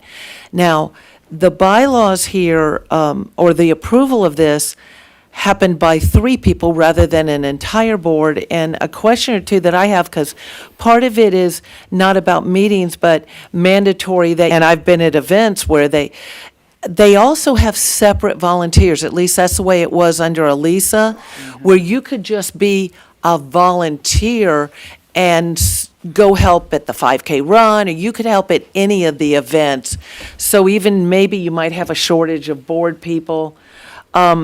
But it seemed to be heavy on the discipline with it involving 2 people, the manager and the president, and seemed to leave out the board more. So my questions for them would be, did you go to DCA? DCA is what does the Main Street program. Did you run any of this by DCA and get any advice? You know what I'm saying? Yeah.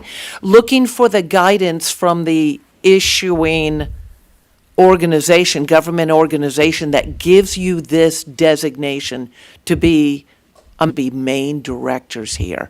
And just kind of get that feedback on, should you put that much authority with just 2 people that doesn't involve the board on a number of these decisions? That's what I was seeing, that it was the Main Street director and the president, the Main Street director and the president on a lot of decisions, and I didn't see the board.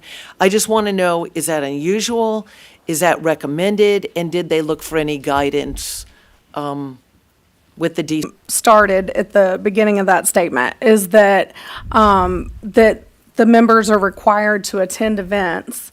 Yes, on that board, it was, each member had to chair one event.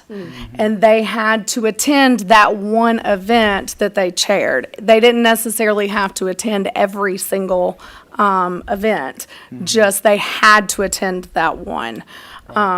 So, I mean, that was just the policy that we had. So And they each- wouldn't be booted off just because. A subcommittee, and a lot of the folks who were volunteering to assist the board on the events were also members of the subcommittee. So they were not necessarily, I mean, so you really had a wide expanse of different folks being involved in the board at that time. Yeah, because I remember you were on a subcommittee like finance or something like Economic that. vitality. Economic vitality. Economic vitality. So you'd be on the board, you'd be on that, but you could have some people the that were chair. just on the subcommittee. Exactly right, That exactly. aren't on the advisory board. Right. So here it says, board members are required to attend events designated as Correct. mandatory, so it's mandatory for board members, provided that a minimum of 60 days' notice is given. That may work for some, I guess it depends on the type of vacation you have planned or whatever. That's why I'm not gonna even pretend to be an expert on this. I just want, it concerned me a little bit that we only had half the people voting on it, and did we they only run have it by half the anybody board. else? They only have required to attend a designated, I'm sorry, Certain whatever, it's still not working. designated, ones that are designated as mandatory which for would board mean, members. Which would mean to me, 1 or 2 events, that are designated to that individual. I mean, I guess maybe these are questions for Melissa. We can't ask because the person, who- that- yeah. Because that, or that first line right there, to me says, whichever event you may chair is the one that you would, be required to attend. And from I guess Melissa. when I read it, I just imagined, that Melissa or the president or the program manager basically saying, here's our 2025 mandatory events. You have to be at all these. That's why I envisioned it. But obviously I don't know. So I read it the same way Matthew did. Okay. Okay. Okay. Well, we'll definitely get. But that means clarification, it's 'cause I don't- subject to interpretation 2 or 3 different ways, so. Joel intended to be at next Tuesdays to help answer these questions. Administrate the monies from the. Yeah. So then we wouldn't do consent because we want to still have them separately on the agenda to get feedback or ask questions. Okay. Last item, other than it, I have an executive session on mine. Is that still on there? I wanted to make sure because as of last night it was. I don't see public comment. And I didn't notice that. Are we not doing? Right, but don't we always do public comment after the work? So the creation of the public comment policy was intended to address public comment at regular meetings. And it's specified in the policy that it could be called upon at a special called or other meeting, but it wasn't intended to be designated for work sessions. So, because then I misunderstood that. Do y'all wait. That's why I took it as well. We're going to have public comment at work sessions, or we're not going to have public? I did not understand that. Correct. Okay, Mr. so, Carter, correct. so when will we decide each time whether public comment is on the work session? You said, our public first comment policy, but I statement. totally missed that we weren't going to have it at work sessions unless, so do we designate and ask for it to be put on and take a vote, or? If that is the will of Somebody mayor and tell me, board. because I honestly missed that.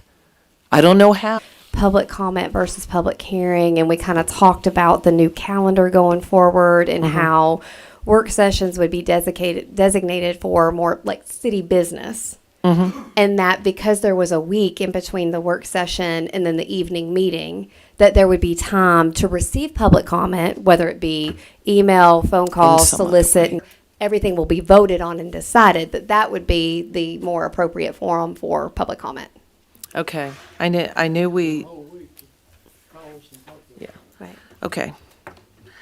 Alrighty, election. Number 2 is the year-end budget amendments, numbers 262 through 280. Consent item number 3 would be the 2025 rollover budget amendments that are numbers 20 through 133. Fourth item is the write-off of the customer receivables for the water bills. Number 5 would be the personnel policy amendments. 7, the authorization award to successful respondent for the RFQ for the Safety Action Plan. Number 8 is the Community Home Investment Program, known as CHIP. And number 9 is the 2025 Georgia Transportation and Infrastructure Bank Loan and Grant Application. That's the 9th one. Does anyone see anything else? All right, so we don't, since this isn't a voting meeting, Mr. Drummond, we don't exactly adjourn, but we are moving into exec and then re-adjourn, but we move to another part of the meeting. Yes, at this time, we'll be moving to executive session for the purposes of discussing or deliberating upon the appointment, employment, compensation, hiring, disciplinary action or dismissal, or periodic B2, and also to review records exempt from the Open Records Act pursuant to OCGA 50-18-70.